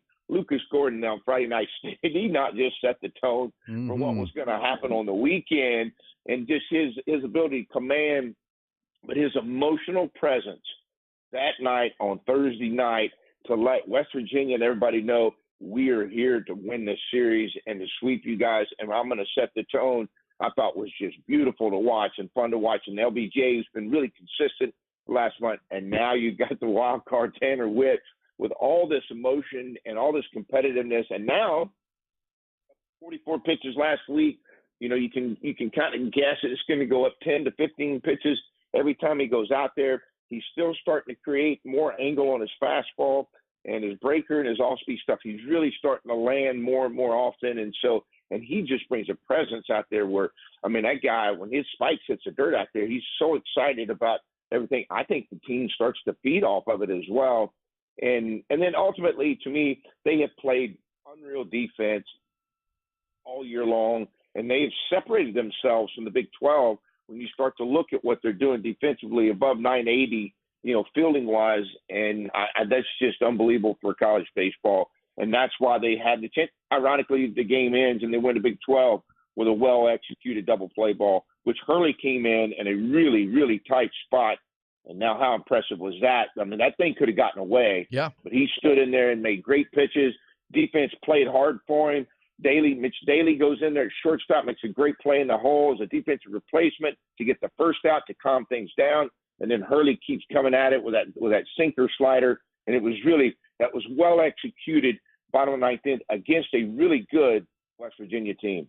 No question about it. And a team that can beat you a lot of ways, as we talked about. Let me go back to David Pierce. I don't want to make this all about Coach, but you've been in that chair and you've run a program, and that's why, I mean, the team is doing it and it's come together. But the decisions he made last spring after going 2-0 at the College World Series, those are not easy decisions, right? To let go of coaches that you've been working with for a long time, to shake it up because you realize it needs that, even though you made it to Omaha and had such a great year. I mean, those are also things that to commend Coach for, to lead, and those aren't easy. And when you're making those changes, and they're risky, because what if they don't work, and what if you're not bringing in the right people? And at the same time, Coach Pierce admitted through that process, he looked himself in the mirror and had to say, hey, what am I doing? What can I do better to get this program to excel when we get to Omaha? That is all credit to Coach P at the top.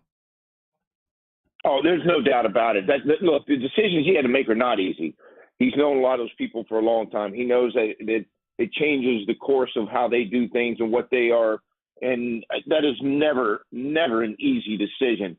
But he probably looked at it from, I got to do some things differently. We've got to make this better. We've got to make some changes. And at the University of Texas, the expectations, he understands what that is.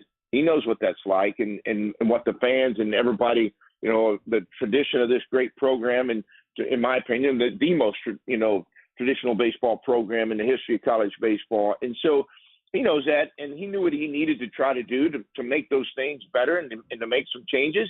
And it's never easy. And then the idea to go back in and as he mentioned, to go in and reflect to himself about what he needed to do to make things better too, is always a huge thing. I mean, it's hard to look in the mirror every once in a while. And I respect any person, and a man and any person of leadership that has to go in there and make big decisions and timely decisions and important ones that are going to affect a huge program and on so many different people, to take the time to look in the mirror and then also go, this is what I need to do as well. That's never easy. And I admire him for it. I appreciate it from an alumni perspective and from a coach's perspective. We've all been there and sat in that chair, as you mentioned, where you've got to make decisions like that. He did that. And then the second piece of that, you got to go find the right people. Yeah. Piece of it. You got to go find the people that you want to be in that dugout with, that you can trust. You got to go find the people that that have the same interests in the same direction and the same, winning ideas and the same attitude as you do, and the ones that you can trust that you're working with every day, particularly in moments when this season hasn't always been roses. That everybody's got your back, you've got theirs, and everybody's in there fighting together. Once you get that piece put together, then it truly becomes magical, and you start to see things like has happened over the last part of this season. Yeah, no doubt. And the Longhorns, a handful now. As you said, 1 to 7 in the lineup, early 1 to 9 in the lineup, but those top 6 or 7 are just tearing the cover off the ball right now and taking great at bats. And it's a challenge, Coach, because that lineup is so left right. I mean, they're not one side dominant, right? You got the 2 lefties at the top. Then you got Campbell and Gilmette. Then you go back to Porter Brown and Eric Kennedy from the left side. That makes it tough on a pitching staff, especially in the later innings when you're trying to match up arms. Well, and the left-handed hitters, the majority of them do such a good job on left-handed arms. Yeah. So the left-left matchup isn't just an automatic. A lot of times that's the matchup most coaches look for. If there's a piece in there that, you got a left-handed hitter coming up, the majority of left-handed hitters' matchups with left-handed pitchers aren't as good. Their average goes down and their power starts to go down. Not just the average, but the power starts to go down. And that's not been the case. Some of those left-handed hitters have done a good job of hanging in there and being able to attack left-handed pitchers as well. So you'll see bunch up left-handed hitters in there, even with left-handed arms out there that start against them and pitch against them. And so it is a really well-balanced offense. It's got obviously enough power. And what Porter Brown did last Thursday night with those 3 home runs and 2 of them off left-handed pitchers, and that freshman left-handed arm from West Virginia was really good. I mean, that's a 3/4 arm guy coming back across them, and he gets as a breaker and knocks it out. I mean, to me, they can beat you in a lot of different ways. And then what Dylan Campbell, again, having been around this program so long, when you start knocking the halls and talk names like Keith Moreland, Scott Bryant, Brooks Kieschnick, and all these names keep coming out, and then this young man put together a 33-game hitting streak, and put himself in the record books.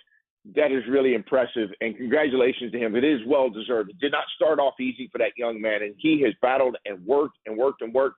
And I'm gonna tell you another thing: that guy's plays right field about as shallow as any right fielder I've ever seen in college baseball, and gets to more balls than anybody I've seen as well. Made a great couple plays this past weekend. He always seems to, and they're big game-changing type of plays as well, typically, whether he's diving for a ball in the gap or throwing somebody out at home or at another base. Hey, Coach, thanks so much. I know you got a lot of games coming and a big busy stretch. It's for you, I know it's not even working because you get to cover college baseball, but it's going to be, 14 games and a lot going on there. Looking forward to hearing the outcome at the Sun Belt and our visit next Tuesday. Thank you, guys. Always look forward to it. All right, there's Ty Harrington. Good stuff on the Longhorns. Yeah, David Pierce in a big spot. I remember last year, about a month from now, when they came home from Omaha and all the changes were being made, and some people pointing some fingers and why didn't you do this, do that? That's if you're a Texas baseball fan, which I know a lot of you are, that's a credit to Coach because understanding that just getting to Omaha is not enough. It's winning when you get to Omaha. And I would say this, Ty, because I know we're a little late here, but last year's team when they got to Omaha wasn't built to win in Omaha. I think the pitching ran out of gas a little bit, but at the same time, it's a pitcher's ballpark. And the wind typically blows in, and Texas was a home run hitting team last year. And how many games in those 2 games they played with Notre Dame and A&M? How many of those balls ended up on the warning track that may have been out of a different park? This team seems like it's built to score in a lot of different ways. I'm not saying they couldn't do that last year, but they relied so much on the Melendez home runs and the power. This team, hit a lot of gap power. Balanced lineup with like 4 lefties and 4 or 5 righties on a given night. This team not only can maybe get to Omaha if they can keep this hot streak going, they can do some damage when they get there. Sky's the limit. Sky the limit, and they keep playing like they did this past weekend against a team that may be a top 8 national seed or were before they came in here. This is problems for the Big 12, and that team can beat anybody. I know there's a lot of good teams out there, especially in the SEC. Wake Forest sitting at the top, but this team can play with anybody if they can get things rolling here. All right, we'll come back. When we do, shift gears back to the Denver Nuggets' ascent to the NBA Finals. Also a little bit of Rangers and Astros chatter with their great starts to the year that are going on right now. We'll get that plus more with you here on B&E.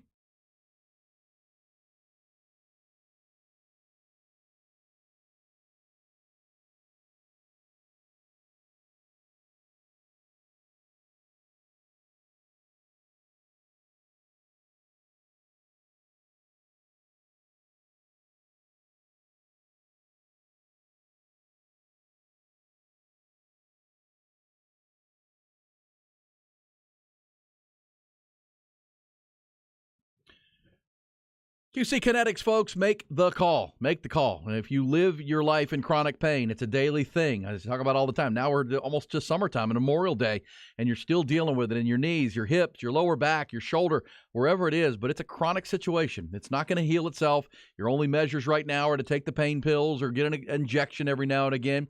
Maybe because you've got some fun plans for Memorial Day, you're going to get one of those injections this week. So you can, get out and be a little bit more active when you're going to the lake, as Ty said, or going down to the coast or whatever you're doing. Go see our friends at QC Kinetics. Make the call. Set up the conversation about the regenerative medicine and how they can, in such a non-invasive way, get you through the pain and give you the relief you seek. And it's like people think, well, does it work? Listen, your body will heal itself. We know that. If you scratch your hand or scratch your arm, your body will heal itself. It will. That scratch will be gone in a week or so. But same thing on your interior. If you take the highly concentrated, the blood cells from your own body, highly concentrated, injected back into that area to promote the healing, your body will heal itself. You just, in these cases, with it's an internal thing, you have to force the change. You got to force the healing, and that's what these treatments are. But again, it's not surgery. They're not cutting you open. You're not going to be down for months and months in recovery. These are treatments that are done in the office. You're in for your lunch hour having these treatments and the injections to move forward. And over time, your body does heal itself, and you get the relief you seek. All you have to do is make that call and talk to him about it. 593-4303. That's 593-4303 at QC Kinetics, a location in Austin and in Round Rock at QC Kinetics.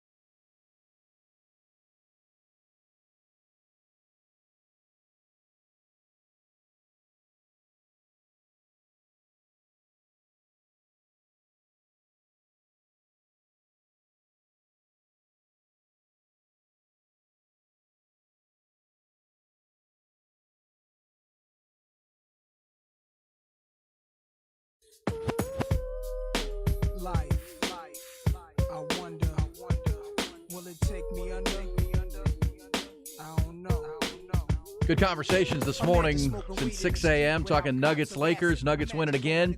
It's a 4-game sweep, but, man, every one of those games went to the final minute, and the Lakers just couldn't convert. Nuggets outperformed them and out-executed them in that closing 60 seconds, and they win all 4 games. Bucky said that when the series started. He thinks the Lakers will be in it, but will lose close games, and that's been the case. And that becomes the question for their next opponent, the Miami Heat, most likely.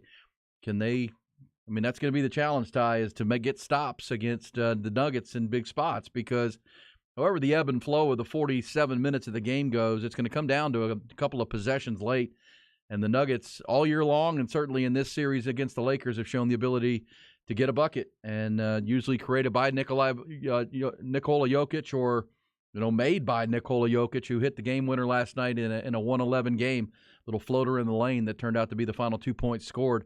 They're really hard to stop in big moments, and Lakers weren't able to do it. And we'll see if the Heat will be able to. Yeah, and I don't think they will be. I think the Nuggets will make quick work of the Heat. And also, the Celtics have no chance of coming back? No. They won't be the first one out of 150 or whatever it is? No. Yeah, it's now with the Lakers losing last night, the teams who fall into an 0-3 hole are now 0-150. Why is that so different in the NBA? Because, I mean, we've seen it be done in baseball. We've seen it be done in hockey. Because I think if you take a 3-0 lead, you've proven you're the better team. Because that means you've won at least one game on the opposing floor. Because to me, the NBA playoffs are all about adjustments and then adjusting to the adjustments. And because there's no secrets with these guys. They've got scouting reports. They know what the game plan is. And then, a coach will throw something at a coach that he wasn't expecting to maybe steal a game here and there. But over the course of a 7-game series, the secrets go away, and it's about execution. Why? Because it's only 5 guys on the floor opposed to a whole team in baseball or hockey. I just think that's it. I mean, once you've gotten to 3-0, you've kind of shown, we're better.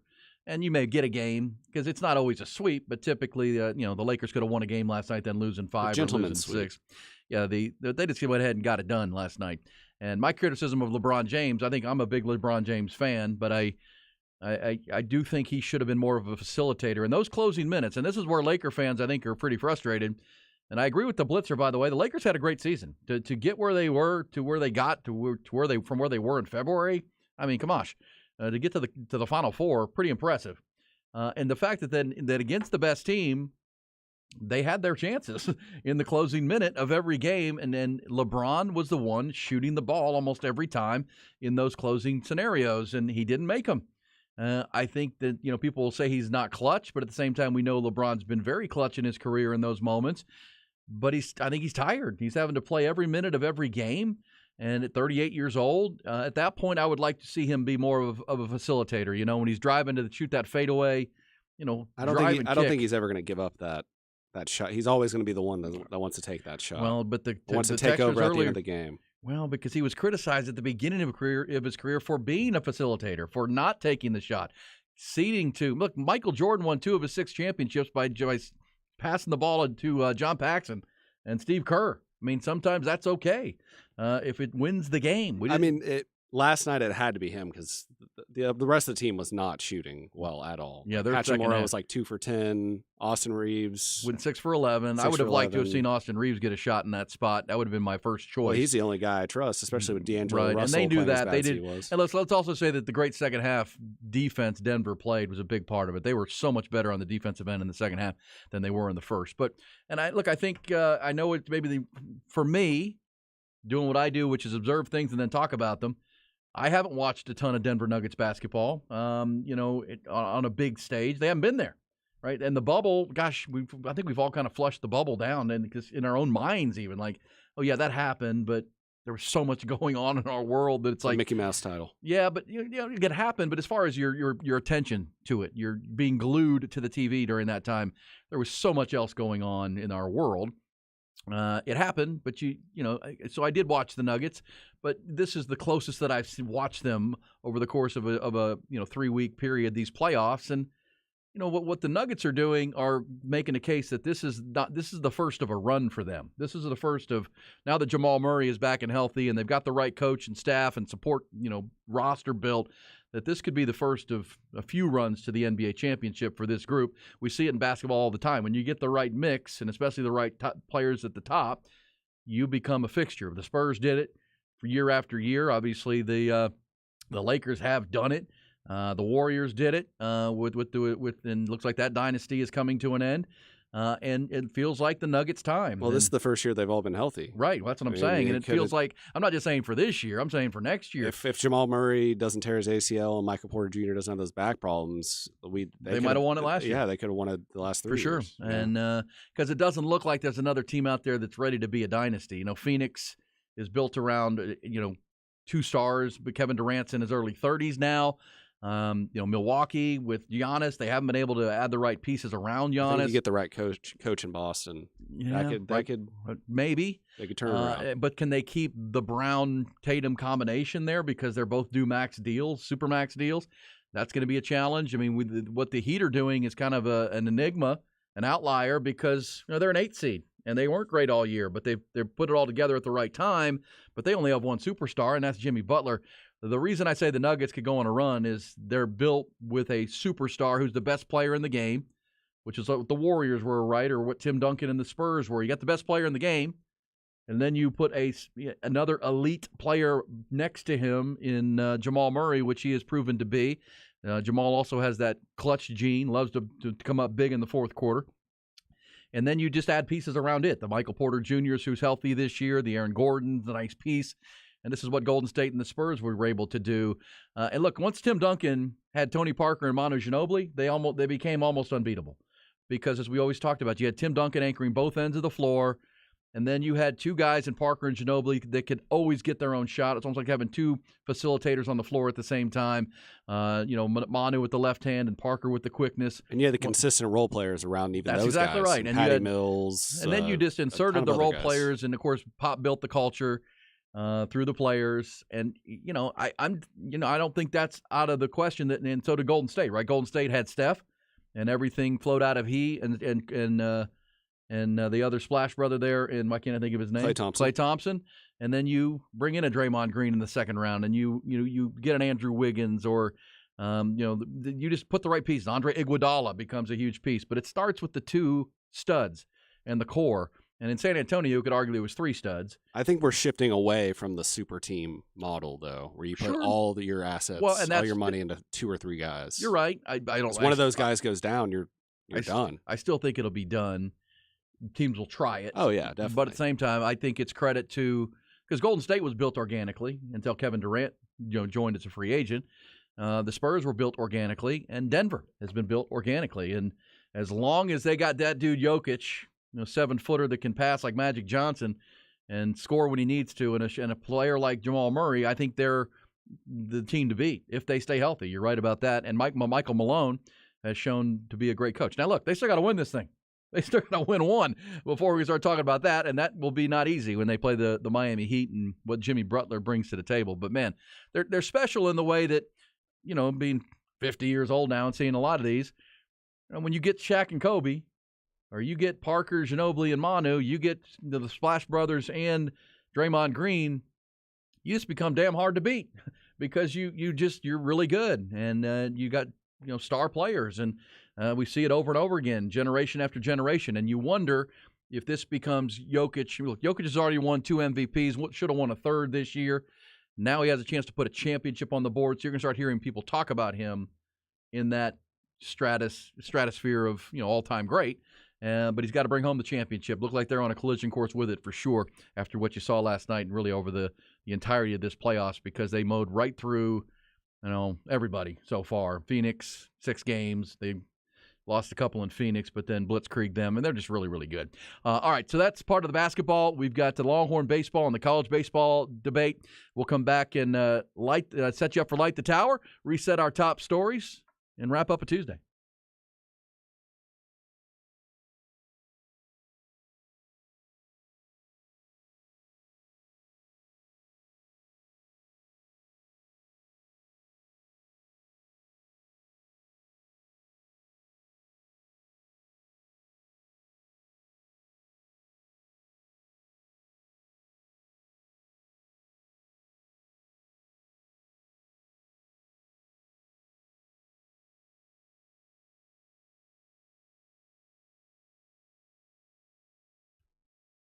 Dr. Greg Eckert, folks. Dr.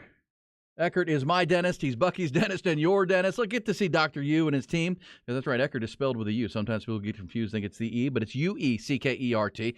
And Dr. Eckert can build you and his team a brand new smile in one visit. I know you think that's crazy. What are you talking about? Are you going to go in one day with one smile and come out later that day with the smile I've been wanting, and the smile is going to give me confidence and hit the ground running every day? Yeah, that's right. One day. Permanently secured dental implants is the way they do it. It is pretty revolutionary. It used to take be a long process, and you spend time without teeth, and who knows how long this is going to take. Not anymore. Get in and see Dr. Eckert. New smile in one day is something they can do for you. And it's really, really tremendous. And all you got to do is call them, 345-3166, the phone number. That's 512-345-3166. The confidence that comes, the excitement that you have. And, of course, if you're eating and then you're in pain when you bite down on things, that'll be eliminated as well. And it's a permanent solution. This is for the long haul, not a short-term fix. The new smile for the rest of your life with Dr. Greg Eckert and his team. 345-3166. You can also do your general dentistry there and the oral hygiene. But still, if you're looking for that new smile or been told you need one, call Dr. Eckert. 345-3166. It's Dr. Greg Eckert with a U, Ueckert.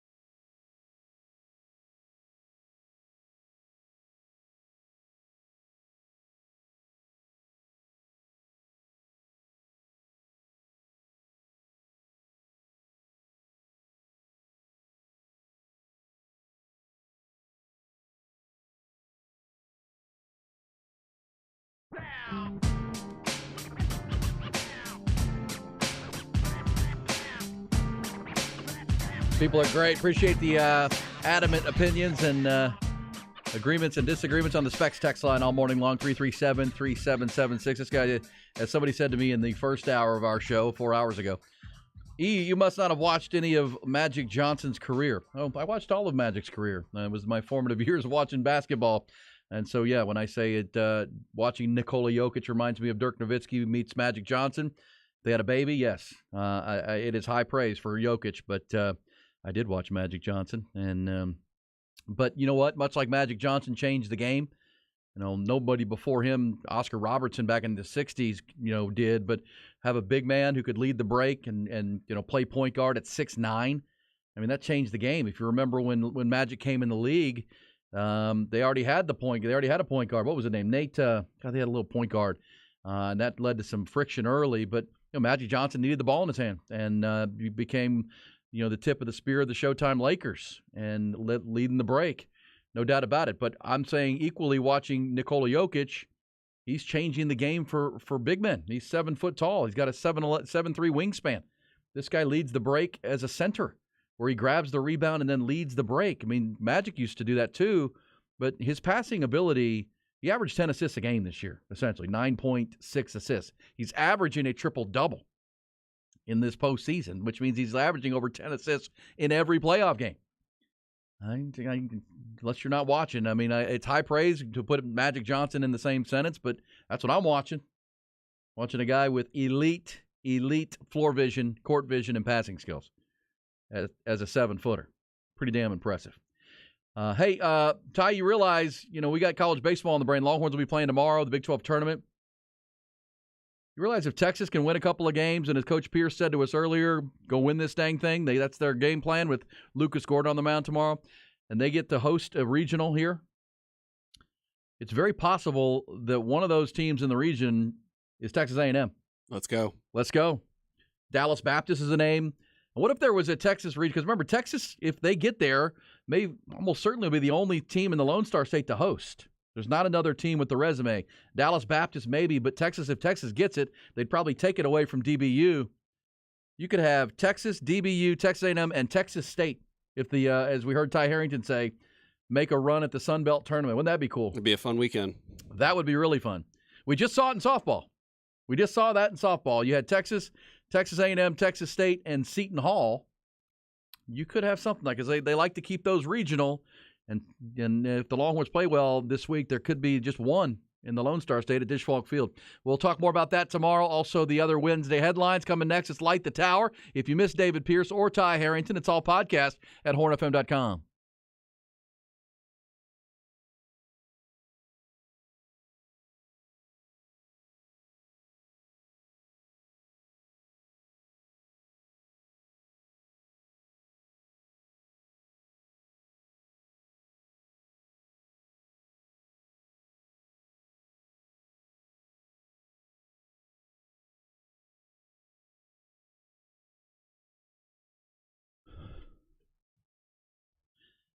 Norm Nixon was that point guard with the Lakers. Hey, Bud Light, folks, listen to the B&E show every morning, presented by our great friends at Bud Light and Brown Distributing. Listen, Bud Light is the world's favorite light beer, has been for 40 years. They're also the official domestic beer partner of your Texas Longhorns, the Texas Exes, and the Texas OU game. And for 60 years, let's not forget about Brown Distributing in this element. The Brown family, tremendous partner to Texas and Texas athletics and everybody in Central Texas. Brown Distributing donates close to $1 million annually to various nonprofits and civic and educational organizations. They sponsor over 500 charitable events through Central Texas. Bucky's Mullet Open, one of them. And here's the other part with Bud Light and coming up on Memorial Day and Brown Distributing. Every experience around your cold beers should be a good one, and getting home safely is a top priority for everybody, not just you, but those on the road sharing it with you. Encourage your friends to decide to ride this Memorial Day and all summer long. Be the designated driver if you need to. Take the Uber, take public transit. You can't drive drunk if you don't drive there. Enjoy this upcoming Memorial Day weekend, but get everyone home safely. Message brought to you by Anheuser-Busch, Mothers Against Drunk Driving, Uber, Brown Distributing, and, of course, The Horn.